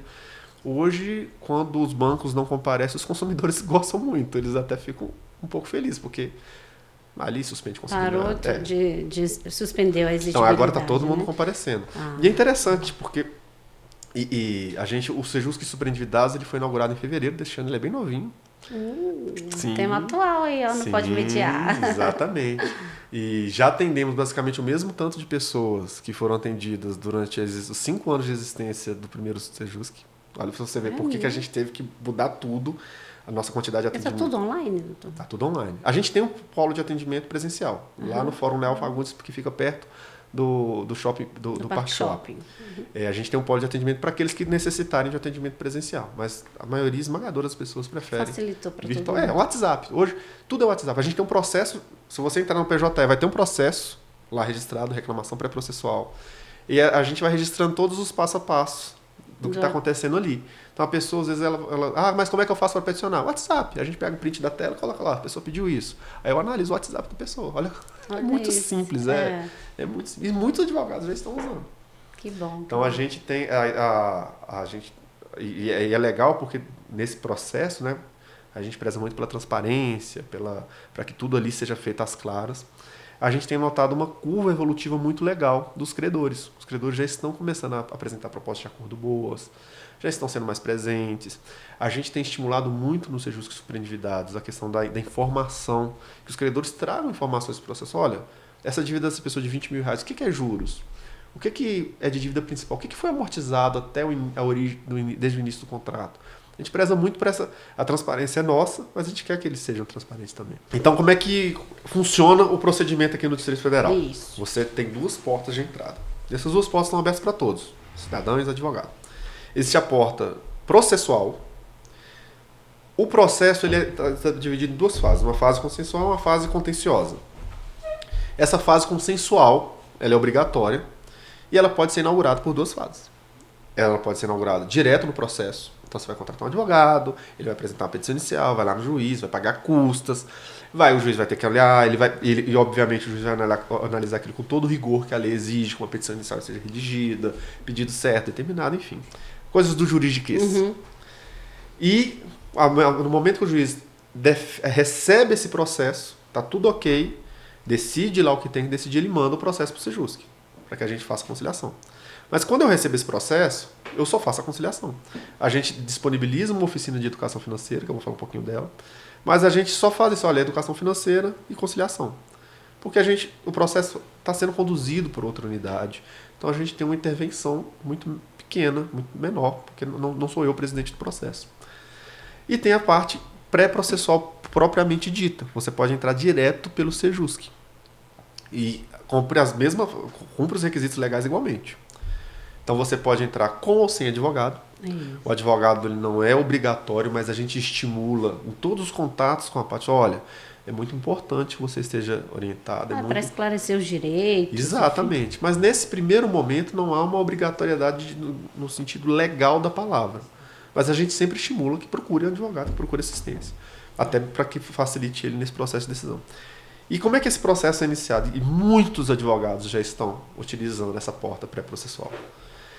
Você preenche um formulário socioeconômico que o CNJ sugeriu e a gente fez algumas adaptações aqui para o Distrito Federal. Esse formulário chega nas minhas mãos com alguns documentos. Eu avalio se eu entendo que aquela pessoa é ou não superendividada. Se eu entendo que essa pessoa não é superendividada, eu faço uma decisão explicando por que eu não estou entendendo que ela é superendividada e designo uma audiência de pré-mediação.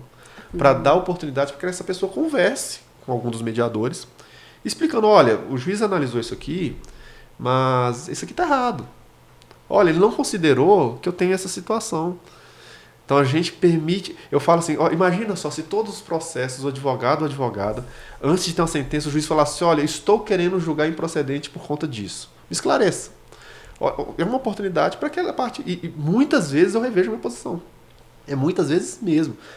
Essa semana mesmo a pessoa chegou, olha, acabei de consultar meu Serasa, tenho dívidas novas aqui que não foram consideradas.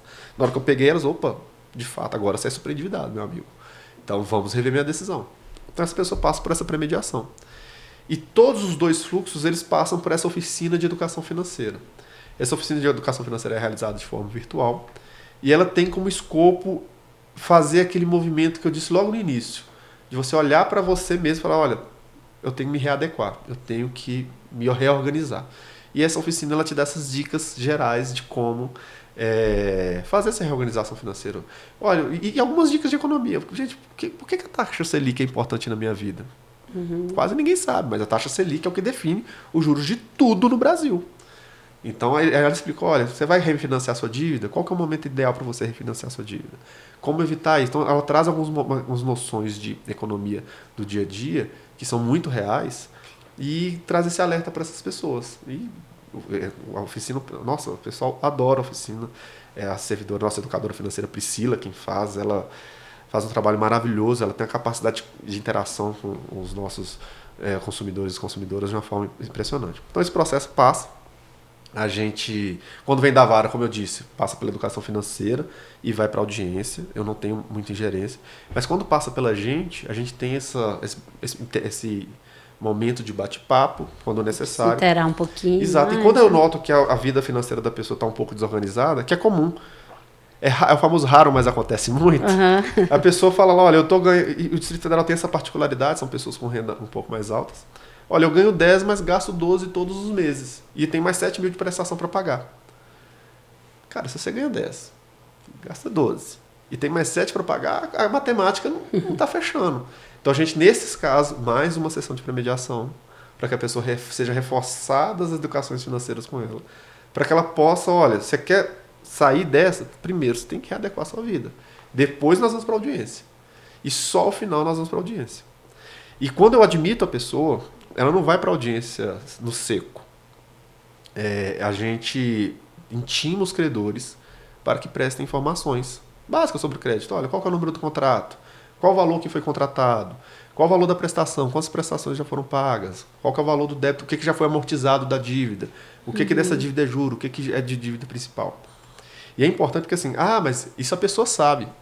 Nem todo mundo. Não sabe nunca. Eu já peguei casos com 18 Os credores. Contratos com aquelas letrinhas minúsculas. Olha, 18 credores. E cada credor com 2, 3, 4 contratos de crédito diferentes. É tanto credor que quando eu vou fazer a decisão, eu literalmente tenho que anotar um por um e fazendo check para ver se está tudo ali, porque senão eu me perco. Então, se eu ali no frio tenho dificuldade, imagina o consumidor. E a gente não sabe. A gente sabe as condições. Eu sei que eu peguei 50, eu sei que eu pago 1.000, eu sei que eu já paguei 3 prestações. Mas eu não sei o quanto que disso foi amortizado do meu débito. Tem sistemas de amortização diferentes. Tem lá o sistema de amortização constante, tem a tabela price. E a gente não é matemático para saber o que foi amortizado de juros. É muito confuso para o consumidor. Exato, o consumidor não sabe. Então, eu chego lá na audiência, eu paguei 10 prestações, mas eu não sei a dívida que eu estou negociando. E a gente usa esse entendimento, é um entendimento que a gente desenvolveu lá no Sejusc, Superendividados, e que foi validado no FONAMEC. Inclusive, a gente tem um enunciado doutrinário do FONAMEC, que é o enunciado 47, que diz isso, que olha, a informação ela é o pressuposto mínimo para a instalação de uma negociação.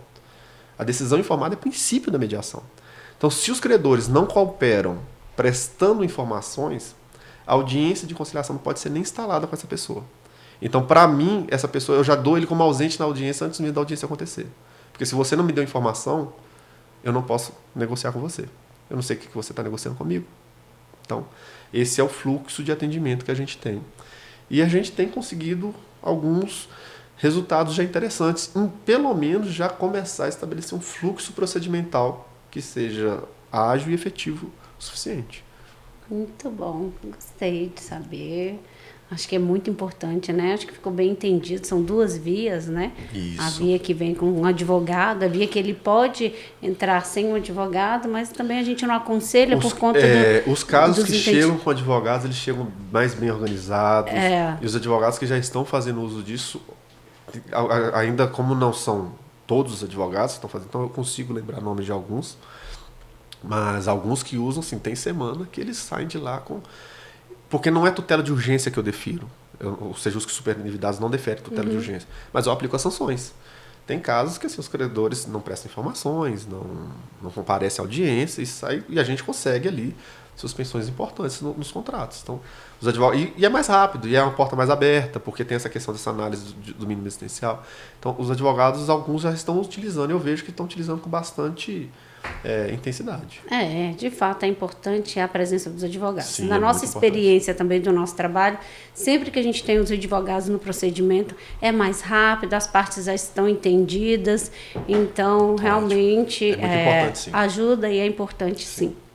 Doutor, e o senhor poderia compartilhar algum caso de sucesso, um que você achou bastante importante assim, com a gente lá no Superendividados? Curiosamente, não são casos de acordo. E é onde eu digo que a beleza da mediação está aí, porque a mediação, o sucesso dela não é medido só pelo acordo. Às vezes a gente teve casos de pessoas que saíram extremamente satisfeitas sem acordo. Eu tenho... um caso é genérico. Nosso primeiro grande caso de sucesso foi chegar no índice 0 de acordos. Olha que loucura. Por quê? Quando a gente começou o nosso piloto, para testar, a gente notava que os acordos eram muito ruins. Muito ruins. Era uma coisa que a gente falava, gente, isso aqui... Eu nem homologava, para você ter ideia. Porque a pessoa estava numa situação de desespero tão grande que qualquer coisa, qualquer gotinha d'água que era oferecida para ela, ela aceitava só para poder ali dar aquela respirada e seguir em frente. E quando isso nos chamou a atenção e de nossa equipe, a gente começou a reformular nosso fluxo, reformular nossas atividades de educação financeira para chegar no que está hoje. E quando a gente começou essa nova metodologia de atendimento, nosso acordo foi para zero. A gente parou de ter acordo. Isso para nós foi muito bom, porque significava que a nossa ação educativa lá atrás estava tendo um efeito de fazer com que as pessoas, que os consumidores refletissem antes de aceitar uma proposta ruim. Então, para nós, essa foi a grande, em termos, pensando pro núcleo, né? Para a nossa metodologia de trabalho. Isso para nós é um grande, digamos, em termos Faria Limer, né? Um case de sucesso. A gente ficou muito feliz com isso. Às vezes tem aquela impressão, o judiciário só quer acordo. Não, o judiciário não quer só acordo, não. A gente quer acordo, mas quer acordo bom. Então, esse foi o nosso primeiro grande caso de sucesso em termos de unidade. Mas eu tenho um caso que, para mim, ele é muito marcante. Foi um dos casos que marcou muito minha vida. Que foi um caso que nos fez refletir muito sobre o superendividamento. E essa pessoa saiu de lá muito satisfeita com o atendimento. Muito satisfeita. Ela conseguiu fazer um acordo extrajudicial com algumas dívidas. E não fez acordo judicial, mas ela seguiu com o processo. Mas ela ficou muito feliz com o atendimento. O que aconteceu? Era uma pessoa que trabalhava viajando, ela era representante comercial. E quando ela me declarou lá, ofereceu o formulário, ela tinha um endividamento muito pequeno, 25%. 25% não é nem margem de conseguir nada. Então, assim, eu me interferi. E ela tinha a particularidade que ela declarava que ela gastava com a mãe dela R$8.000 com a mãe dela. E mais ou menos, né, gente? Essa matemática aqui, se não fechar muito bem, mas é só para ilustrar um pouco o caso. De R$8.000, e eu falava assim, olha, que bom que você gasta R$8.000 com sua mãe, que você é uma filha maravilhosa, mas isso é uma escolha sua, da qualidade de vida que você quer dar para sua mãe. Não cabe a mim avaliar a legitimidade disso, mas isso não te torna superendividada. Aí ela mandou um e-mail muito bravo, muito bravo, muito bravo. A equipe recebeu, e lá a gente tem um diálogo muito franco entre a gente. A equipe não concordou comigo, também com a minha decisão. Me mostraram o e-mail e a gente juntou a equipe e foi debater aquele e-mail. A gente tem que conversar um pouco. Vamos fazer uma audiência de premediação com essa pessoa, mas eu vou fazer a audiência. Geralmente não sou eu que faço, para até a pessoa ficar mais à vontade, entender aquilo como uma audiência. A ideia da premediação é ser um acolhido, mas como era um caso muito particular, eu decidi fazer. E a gente começou a conversar, ter esse bate-papo, e ela me explicou que a mãe dela era uma pessoa que tinha muita doença. Ela tinha, enfim, eu não vou lembrar todos os anos, mas ela sofria ataque epilético direto, ela precisava de auxílio para tomar banho, para se alimentar, e quando ela sofria ataque epilético tinha um protocolo muito específico para ser seguido, porque senão ela poderia, enfim, agravar o quadro dela. E ela não estava conseguindo manter uma cuidadora com a mãe dela. Ela me trouxe, olha, eu passo 200 dias, ela me trouxe um relatório, ela passa 200 dias por ano fora de Brasília, viajando. Então ela tinha que deixar a mãe dela com cuidadora, e às vezes ela recebia a ligação da cuidadora e falou assim, olha, eu não vou hoje, porque estou doente. Eu não vou hoje porque eu não quero mais trabalhar para você. E ela estava lá em Cuiabá. E a mãe dela aqui. E que ela, no final da ação, só conseguiu um jeito de cuidado para a mãe dela, que ela conseguiu lá com um plano de saúde, um home care que ficava numa clínica de acolhimento de idosos lá em Belo Horizonte. E ela me mostrou por A mais B que era a única forma que ela tinha de cuidar da mãe dela. E aquilo me marcou muito. Eu falei assim, essa mulher não está com essa opção. Não é uma opção dela fazer essa escolha. Aí, na hora que a gente foi estudar, eu falei assim, olha, tanto não é opção que ela tem um dever legal de prestar alimentos para a mãe dela. E se ela não fizesse o que ela faz pela mãe dela, ela cometeria o crime de abandono de idoso. Ela seria uma criminosa pela lei. Então ela estava cumprindo um dever legal, e esse dever legal exigia dela R$8.000.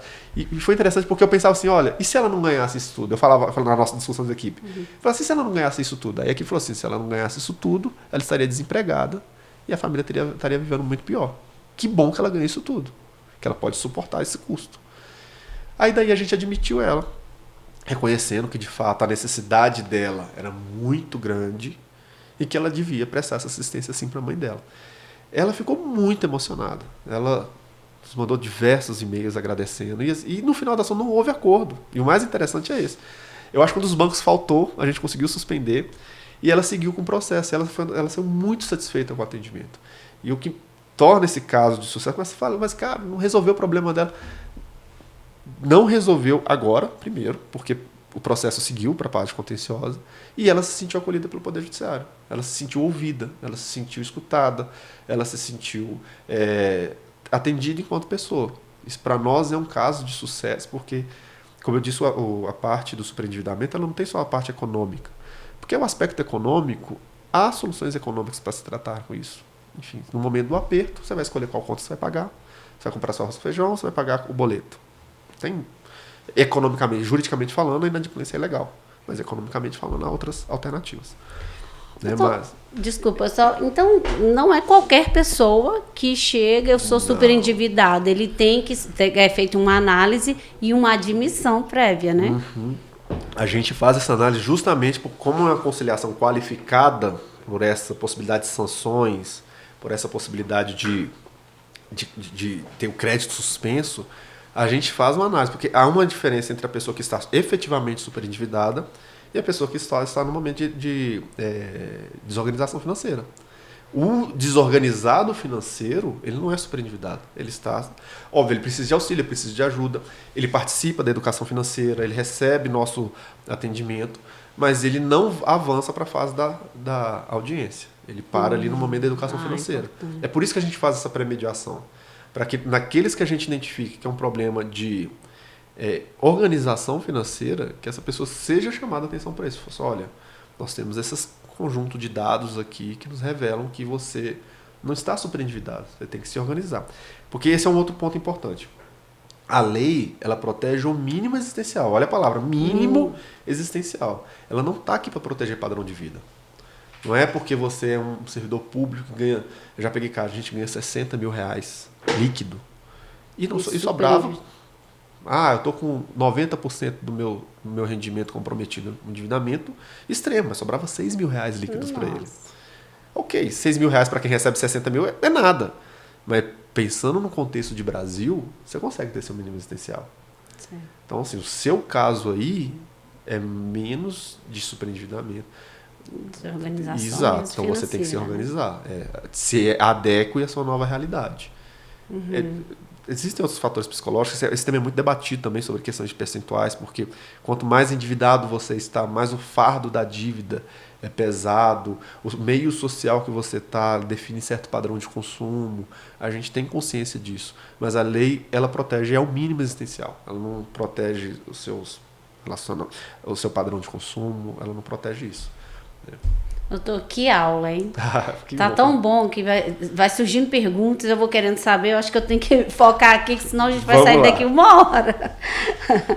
Doutor, vem cá. E na sua opinião, a conciliação é uma ferramenta eficaz para lidar com o superendividamento?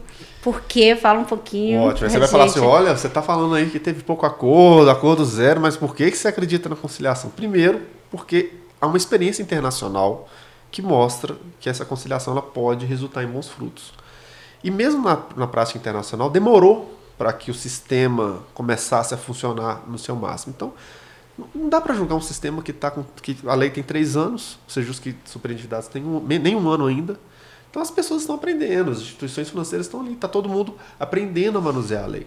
Mas por que eu creio que a mediação e a conciliação são ferramentas importantes? Primeiro, é aquela noção das soluções personalizadas. Às vezes o que a pessoa está precisando não é de desconto, ela está precisando de um período de carência para ela se organizar. Igual eu peguei um caso de uma pessoa que ela ia ser nomeada no concurso daqui a algum tempo. Ela estava aprovada, ela estava aprovada dentro das vagas, ela seria nomeada. Ela só precisava de uma folga até que a nomeação dela chegasse, ela pudesse se organizar e pagar sua dívida. E às vezes a pessoa que está precisando é de um alongamento da dívida. Enfim, coisas que numa mesa de negociação é mais fácil de você identificar. E numa mesa de negociação, eu digo que eu sempre falei muito de mínimo existencial do caso concreto. Quem melhor do que as próprias partes para negociar seu mínimo existencial? Eu não me sinto confortável para chegar para você e falar, Miriam, você não pode ter carro. Você não pode ter plano de saúde. Eu não me sinto confortável para dizer isso. Não cabe ao juiz dizer o que é a sua prestação essencial. Eu não sei suas necessidades, mas numa mesa de negociação isso pode ser trazido. Falando, você tem um carro, não tem?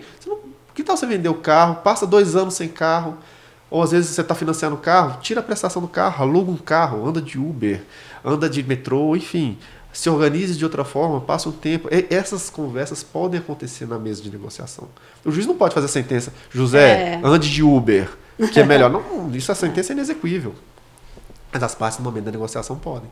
Então eu consigo construir o mínimo existencial consensual e dali avançar para um plano de pagamento que também vai ser personalizado ao caso concreto. Eu digo que a sentença é como se fosse um remédio que a gente compra na farmácia, um Dorflex para dor. A conciliação é a acupuntura, aquela que ela vai exatamente onde está doendo. E um outro ponto, e agora pragmático, extremamente pragmático, o que a realidade do Distrito Federal tem mostrado? O que o Distrito Federal tem, né, Aqui nós temos um padrão de renda muito alto. No Brasil, o padrão do superendividado é em torno de 2 a 3 salários mínimos, varia mas geralmente eles são em 3 salários mínimos. Distrito Federal é de 5 salários mínimos para cima. Então não é incomum pegar gente que recebe 15. Você vê que meus exemplos é 10, 15, porque são as maiorias das pessoas que eu pego. A renda está muito assim, eles estão entre os 10% mais ricos do Brasil fácil, das pessoas que eu atendo. Gente com dinheiro significa gente mais endividada. Então eu pego dívidas de 200, 300, 400 mil reais. Essas dívidas grandes são mais difíceis de ser negociadas. E é razoável que as instituições financeiras tenham mais resistência nisso. Então, o que a conciliação tem feito? Ela tem permitido a gente limpar o processo para que só vá para a fase compulsória aquelas dívidas que realmente necessitam da intervenção. Então, por exemplo, tem pegado muito. A pessoa tem lá dívida de 2 mil com um, 5 mil com outro, 3 mil com outro, 3 mil total, e 200 mil com o banco. A gente consegue negociar esses picadinhos e os de 200 mil vai para o plano compulsório. Então, na hora que chegar lá para o juiz, em vez dele ter que negociar lá 2, 3, 5, então, ele vai negociar o de 200 mil. Então, é outra função que a mediação faz, que é sanear o processo. Olha, gente, o que dá para resolver? Já resolvo e só mando para contencioso aquilo que realmente não tem como ser resolvido. Então, nessa etapa que a gente está, a conciliação ela permite isso. E no futuro eu espero que efetivamente a gente consiga construir linhas de crédito específicas para os superendividados, soluções mais personalizadas, que é o que a gente já tem visto na experiência internacional. Então, creio que a conciliação ela vai chegar no seu... Hoje ela já tem esse potencial de sanear o processo, tirar as dívidas pequenas, as miúdas. E eu creio que no futuro a gente vai conseguir sim fazer planos de pagamento bem personalizados, bem individualizados caso a caso. Muito bom. Doutor, o senhor mencionou que tem pouco tempo, né, do núcleo. Isso. E já tem, assim, um valor, um montante que foi negociado? Olha, a gente, fevereiro, março, abril, maio, junho, julho, agosto, setembro, outubro, novembro, 9 meses. A gente já negociou quase 600 mil reais. 600 mil reais. Ah, parece que é pouco. Não, não é pouco. Se você for parar para pensar que isso é feito sem custo, que isso é uma mediação que tende a ser um processo mais rápido, foi uma recuperação de crédito muito mais eficiente que as instituições financeiras tiveram. E a minha perspectiva é que quando eles vislumbrarem no superendividamento a potencial de recuperação de crédito, que é essa questão também, o superendividamento não é uma questão para não pagar. Muitas vezes a pessoa já não está pagando aquela dívida. Quando eu disse, a lei proíbe a inadimplência, mas a inadimplência é um fato da vida. A pessoa pode optar por não pagar, como muitos optam. Exato. O superendividamento é uma forma de você recuperar esse crédito sem ter que necessitar de vender a dívida por 10% do que ela vale. Você consegue recuperar ali 40%, 50% no superendividamento. Doutor, de acordo com a pesquisa de endividamento e inadimplência do consumidor, PEIC, da Confederação Nacional do Comércio de Bens, Serviços e Turismos, CNC, 78,8% das famílias brasileiras estão endividadas. Como você vê a magnitude desse problema e quais são as consequências mais preocupantes do superendividamento na sociedade? Primeiro ponto, então, sobre os dados, né? Essa pesquisa ela é sempre trazida quando a gente vai falar sobre superendividamento, mas eu sempre olho ela de uma forma diferente. A minha preocupação não está com 78% endividados, mas com os 22% que não estão endividados. Porque, como eu disse, assim, endividados estamos todos. Se você for olhar assim, na demografia aqui do Pode Mediar, qual é o percentual de endividamento? 100%. Eu tenho um cartão de crédito. Então, para o sistema, você está inserido no mercado de crédito, no mercado financeiro, você basicamente é endividado. Então, o que acontece com essas 22 pessoas que elas não estão inseridas? Porque a gente sabe que o controle financeiro pleno é muito raro. Ou essa pessoa milionária, que também é um percentual mínimo da população. Então, são pessoas que provavelmente estão excluídas do mercado financeiro, do sistema financeiro de alguma forma. Então, eu vejo esse dado, minha preocupação é com quem não está endividado. Como eu disse, dívida não é algo naturalmente ruim. O problema é quando a dívida extrapola. Mas essa pesquisa ela tem outros dois elementos que elas sim trazem questões preocupantes. Por exemplo, desses 78% que estão endividados, no Brasil, 29% estão com prestações atrasadas. Então, você está com prestação atrasada significa que, de algum modo, sua renda não está conseguindo pagar. Apertou um pouco, E aí onde é o dado mais preocupante. 12% afirmam que não vão ter condições de pagar suas dívidas. essas pessoas provavelmente já estão superendividadas. Esse que é o dado perigoso. Então veja, não é 78% da população brasileira que está, não. 12% afirma, olha, não tenho 29, vamos colocar 29. 78% tem a dívida. Tem a dívida, mas você pode ser a dívida de um financiamento imobiliário. Eu, o dia que eu contratar meu financiamento imobiliário, eu vou dar um pulo dessa altura. Vou estar endividado pelos próximos 30 anos. Mas eu vou estar no endividamento que eu planejei, que eu me programei e que veio me trazer, que agregar meu patrimônio, que agregar segurança para minha família. Então não é um endividamento ruim. Mas a partir do momento que se eu me falar, olha, não estou conseguindo pagar minhas prestações em dia, esse endividamento começa a se tornar perigoso. E a partir do momento que eu falo, eu não estou tendo mais condições de pagar minhas dívidas, aí sim, a gente está numa situação muito preocupante. E a realidade no Distrito Federal é mais preocupante que isso ainda. Porque para o mês de outubro, essa mesma pesquisa para o Distrito Federal, ela é fracionada estado por estado, mês a mês, ela é bem legal essa pesquisa. Do Distrito Federal, só 71% das pessoas estão endividadas. Opa, nós temos um percentual menor de endividamento. Só que 39% estão com dívidas atrasadas. Ou seja, no Distrito Federal, a cada 10 pessoas, 4 estão com dívidas atrasadas. E cada 10 famílias, né? Porque a pesquisa avista a família. Então, é um índice surpreendente. É alto. Sim, e agora vem um dado mais preocupante. 21% falam que não vão ter condições de pagar suas dívidas. Provavelmente super endividados. O Distrito Federal, que é o lugar que tem o melhor IDH do Brasil, que tem a melhor renda per capita do Brasil, é onde tem um cenário de endividamento, um dos cenários de endividamento mais grave. Ele, pelo menos, é mais grave do que a média nacional. Então, esse dado das contas atrasadas e não tem condições de pagar, esse me preocupa. E quais que são as consequências do superendividamento? Porque primeiro a gente olha para a consequência individual, né? Estudos já demonstram que o endividamento ele causa o que se chama de transtornos mentais comuns. Ansiedade, insônia, ganho de peso, depressão. Ele reduz a produtividade do trabalhador, porque se você está trabalhando só para pagar conta, você tende a ser menos produtivo. E aí começa a gerar um ciclo que afeta a economia nacional. Você lembra que eu falei que se as pessoas, que o crédito é uma almofada que mantém o consumo alto? Sim. Se eu estou muito endividado e não consigo mais pagar minha conta, o que eu faço? Eu paro de consumir. Afeta. Exato. E a partir do momento que eu paro de consumir, a economia para de girar. Ela vai começando a girar em tom mais lento. E a gente já viu um cenário, a nossa geração pelo menos, já viu isso acontecendo em termos nação. A crise de 2008 foi uma crise de endividamento. As pessoas comprando casa, aquela loucura nos Estados Unidos, todo mundo com acesso a crédito imobiliário, todo mundo comprando casa. Chegou um momento que aquela curva de endividamento se tornou insustentável. O que aconteceu com a economia do mundo? Então, o endividamento ele não é um problema só do Gabriel. A gente vive em coletividade. E quando a gente começa a endividar a nossa população, a gente primeiro começa a criar uma riqueza que não existe, que é o que aconteceu em 2008. Eu tinha aqueles títulos de dívida, de repente, não tinha quem pagava a dívida.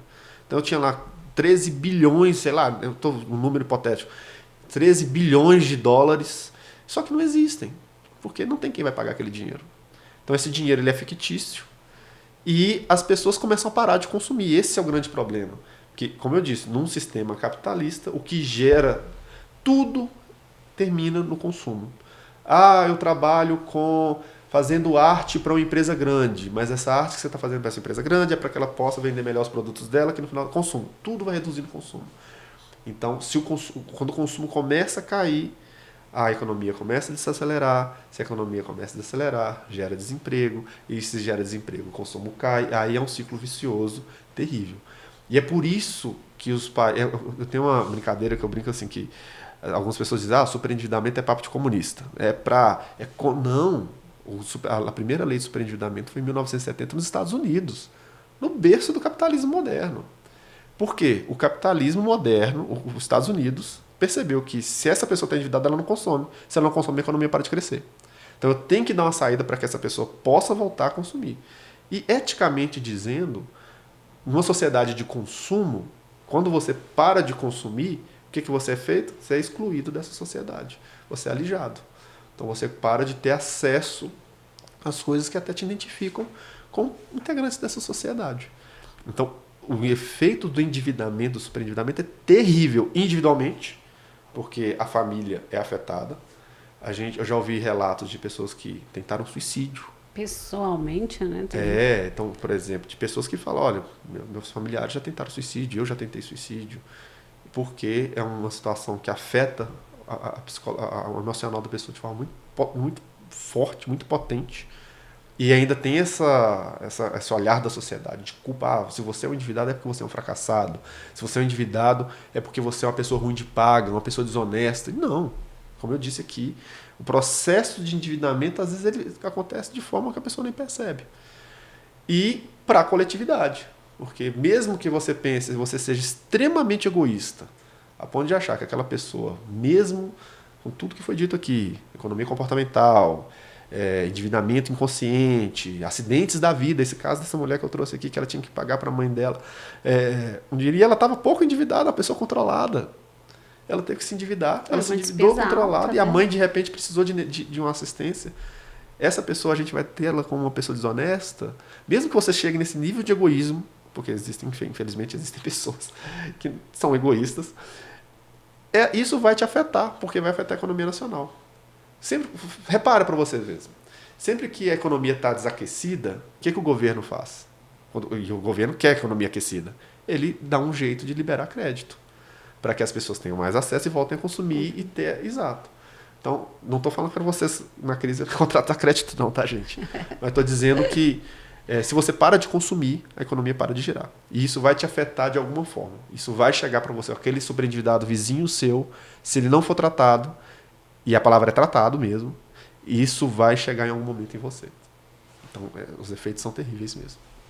Então, o senhor citou aí os dados, né, preocupantes aqui do Distrito Federal, né, em relação a um potencial superendividamento da população. Que conselho você daria para quem está em uma situação, né, de superendividamento e como que você indicaria a conciliação para essa pessoa? Não só para a população do Distrito Federal, né, do nosso país como um todo. Todo mundo no Brasil, isso. Isso. Primeiro, como eu disse, procurar ajuda é um passo primordial. E o que a lei do superendividado fez foi criar um caminho de ajuda, onde essa ajuda fosse eficiente, que não dependesse da boa vontade dos fornecedores. Então, como eu disse, você está superendividado, você tem o direito de renegociar suas dívidas, que a lei fala de repactuação das dívidas, e de fazer esse plano de pagamento para que você passe a ter seu mínimo existencial preservado. Isso é muito importante, Miriam, que a população entenda. A gente não vai manter o seu padrão de vida. Seus filhos não vão continuar, talvez, estudando em escola particular. Talvez você não vai continuar andando de carro. Uma situação emergencial. Exato. Né? Você vai ter que adequar seu padrão de vida. Você vai ter que dar um passo para trás. Os credores vão ter que dar um passo para trás também. E no que vocês fizerem isso aí, sim, abre um espaço para negociar e fazer um plano de pagamento. Então, primeiro, entender que o remédio é amargo. Esse tratamento, a gente até brinca, olha, é igual um tratamento de um câncer. A gente que vê isso na família, eu já tive na família pessoas que sofreram dessa doença, é um tratamento que machuca muito a pessoa. Mas ele é necessário, para que desse ato de machucar a gente consiga tirar aquilo que é ruim, que ela possa sair lá do outro lado bem e recuperada. Então é um tratamento que dói você virar para você mesmo e dizer que você está endividado, que você não está conseguindo pagar suas contas, é um momento de dor mesmo. E é um prazo, a lei fala em até 5 anos o plano de pagamento.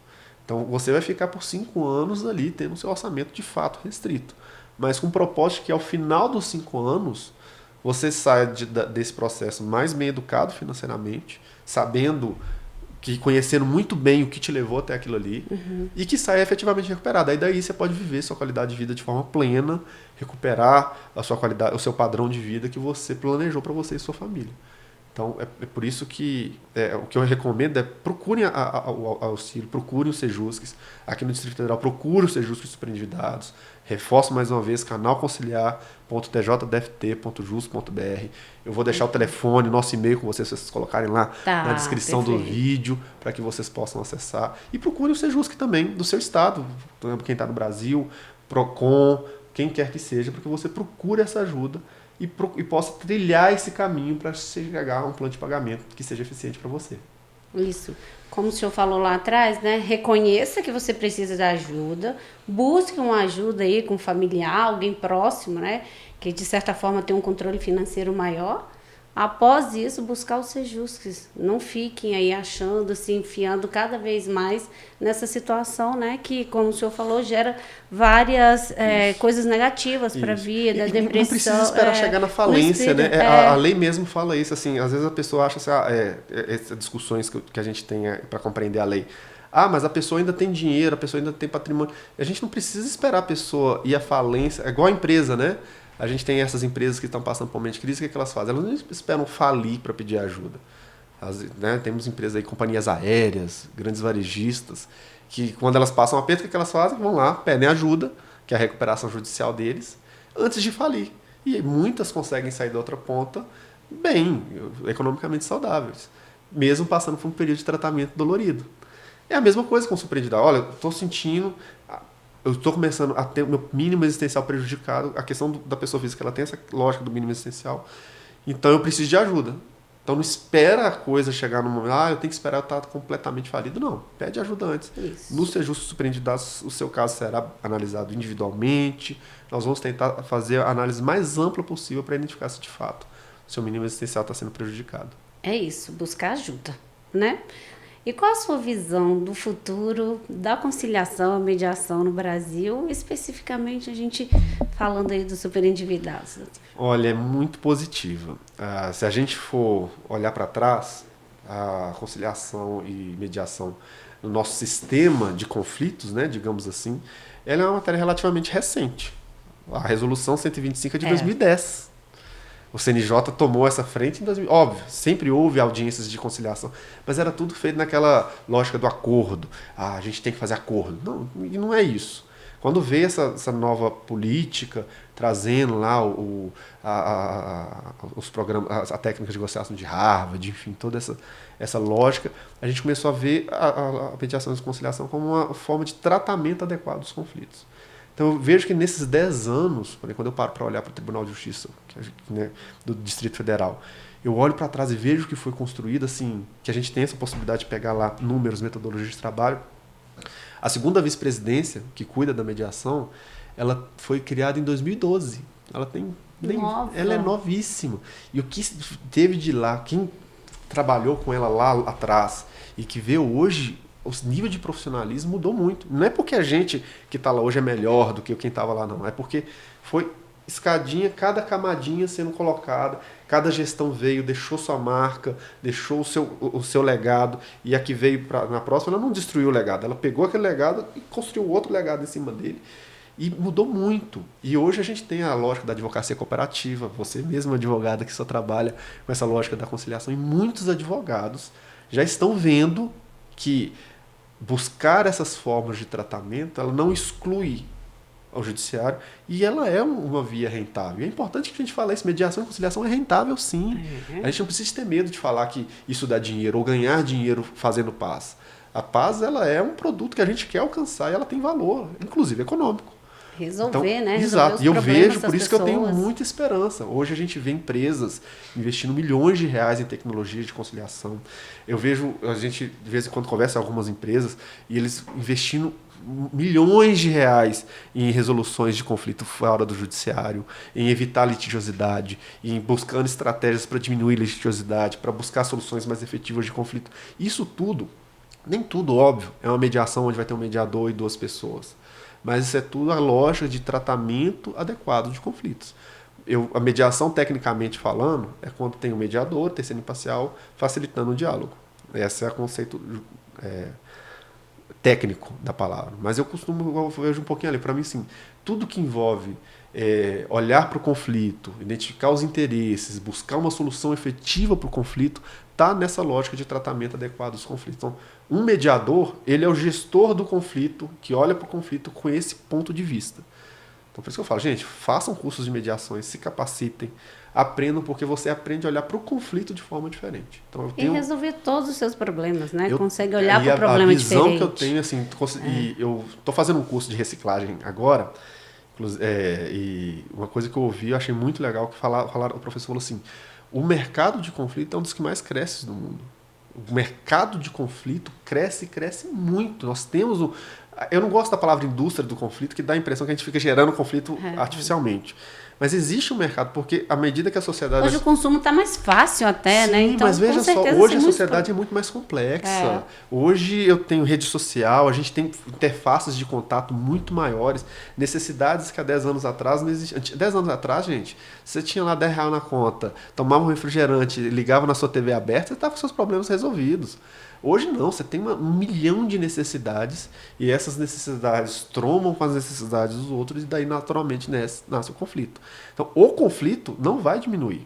Não o conflito só vai crescer. E para quem trabalha com mediação e conciliação, conflito crescer não significa algo ruim. Não estou falando no aspecto financeiro, é porque é no conflito que a gente evolui, é no conflito que a gente aprimora, é no conflito que a gente cria dinâmica de relações mais saudáveis. Tanto que, assim, um casamento sem conflito é um casamento que não está saudável. Alguma coisa ali está impedindo que esse casal... Talvez nem estão se falando. Toque, exato, porque assim, o conflito ele surge no toque, onde a gente se toca com as pessoas. Eu tenho a necessidade X, você tem a necessidade que é contraposta à minha, a gente vai se chocar. E o mediador ele vem para fazer, a conciliação ela vem para fazer o ajuste desse conflito e buscar a melhor solução. Então eu vejo assim, se eu estivesse me formando agora como advogado, eu procuraria uma formação em mediação logo de cara. E se eu fosse dono de uma instituição de ensino, como algumas instituições de ensino do Distrito Federal, eu sei que tem, já se preocupam em dar essa formação para os seus alunos, eu daria um jeito de que todos os meus alunos saíssem de lá conciliadores certificados. Eles não podem sair como mediador porque não tem curso superior ainda. Pelo menos pensando no contexto que é a primeira graduação. Mas pelo menos como conciliadores eles sairiam. Eu vejo também muito positivo o futuro da mediação, principalmente, né, a gente atua muito aqui no meio empresarial. Então, eu sou daquele tempo que eu batia na porta das empresas e queria falar sobre mediação e eles, não, Miriam, a lei acabou de sair, vamos ver como isso se comporta.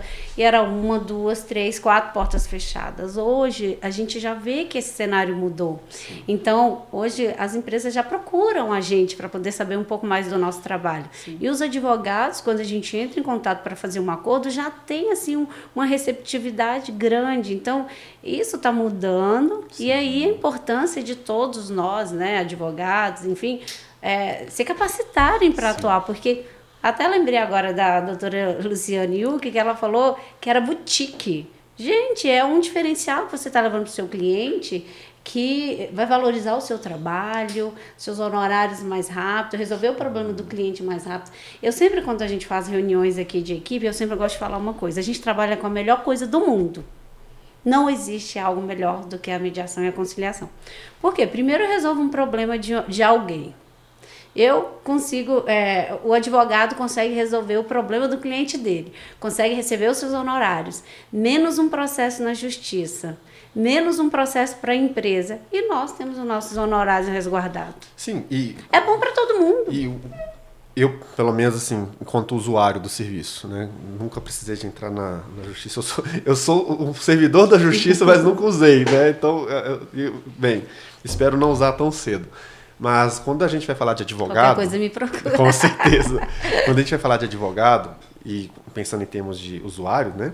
O que a gente fala? A gente quer uma pessoa que resolve meu problema. Isso. Vai no fulano que o fulano resolve, não é isso? É o resolvedor, vai no o advogado resolvedor. Resolve.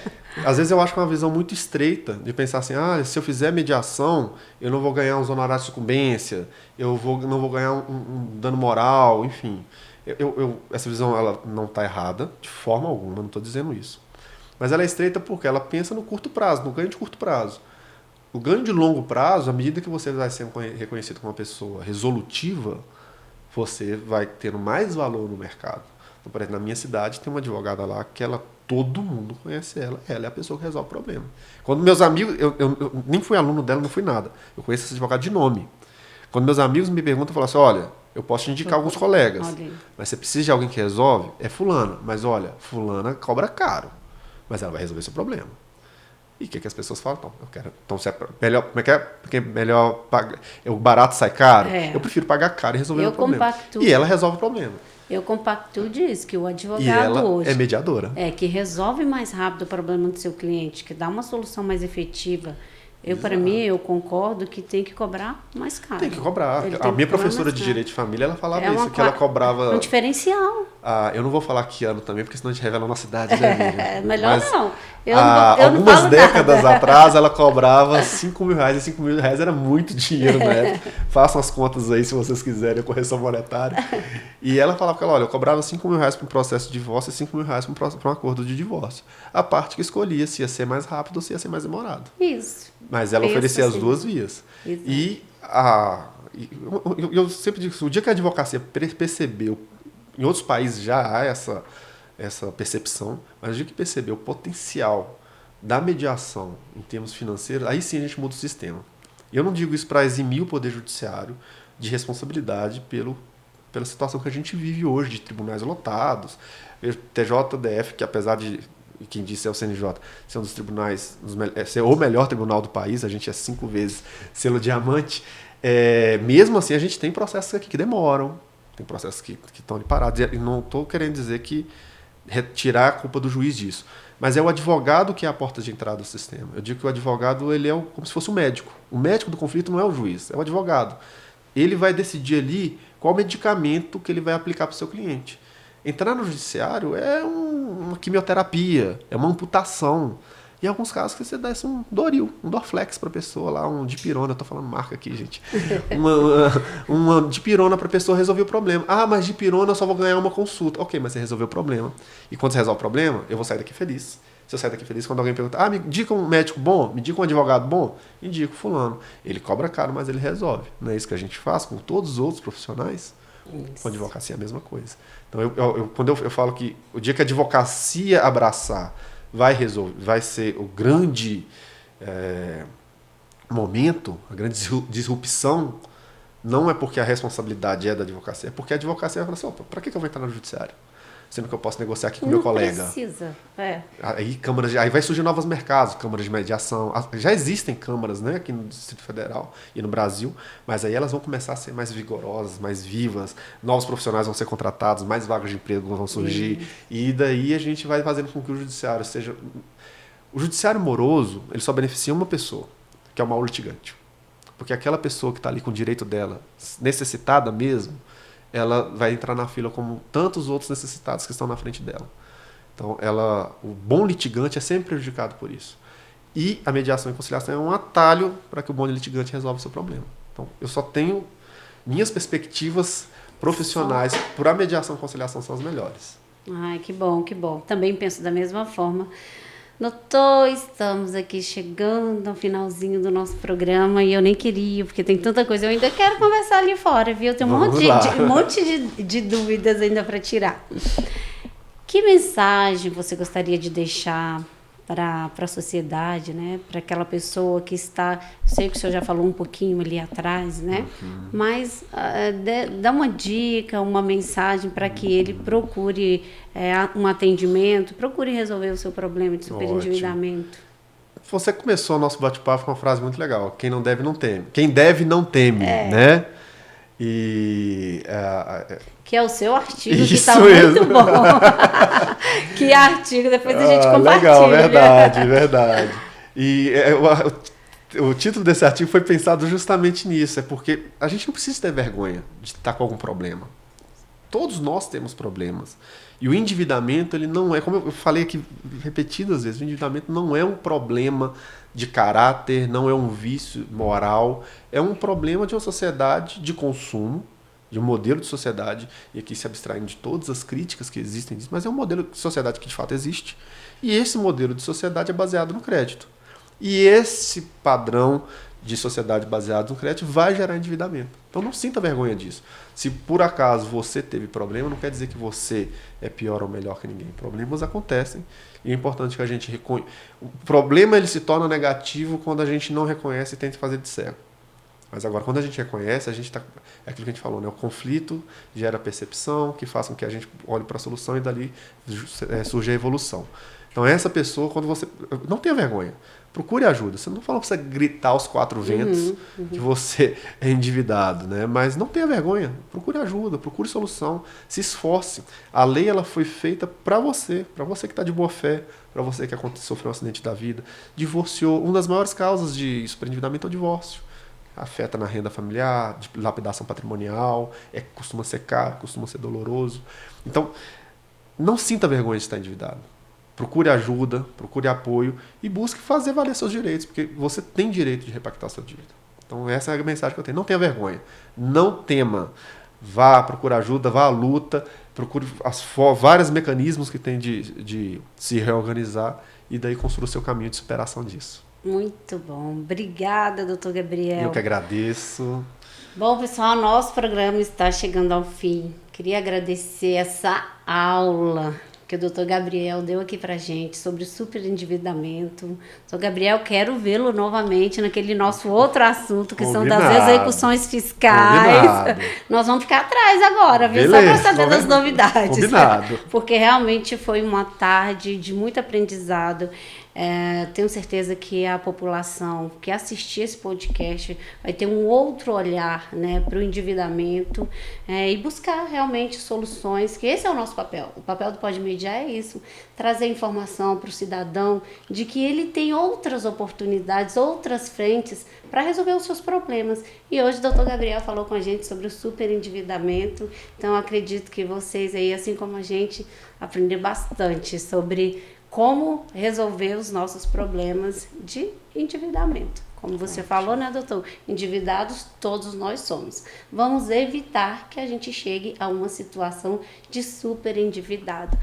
Doutor Gabriel, obrigada mais uma vez. É uma honra para a gente recebê-lo aqui. Está aberta aqui essa porta. A hora que o senhor precisar, quiser falar com a população, se tiver alguma informação importante para trazer, essa mesa aqui está à sua disposição. Tá bem? Muito obrigado, William. Forte abraço. O senhor quer falar mais alguma coisa para finalizar? Falamos bastante, foi ótimo, não? Se você gostou do nosso podcast, não perca o próximo episódio.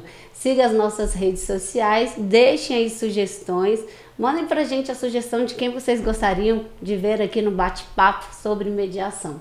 Aqui no Pode Mediar, a mediação como você nunca viu.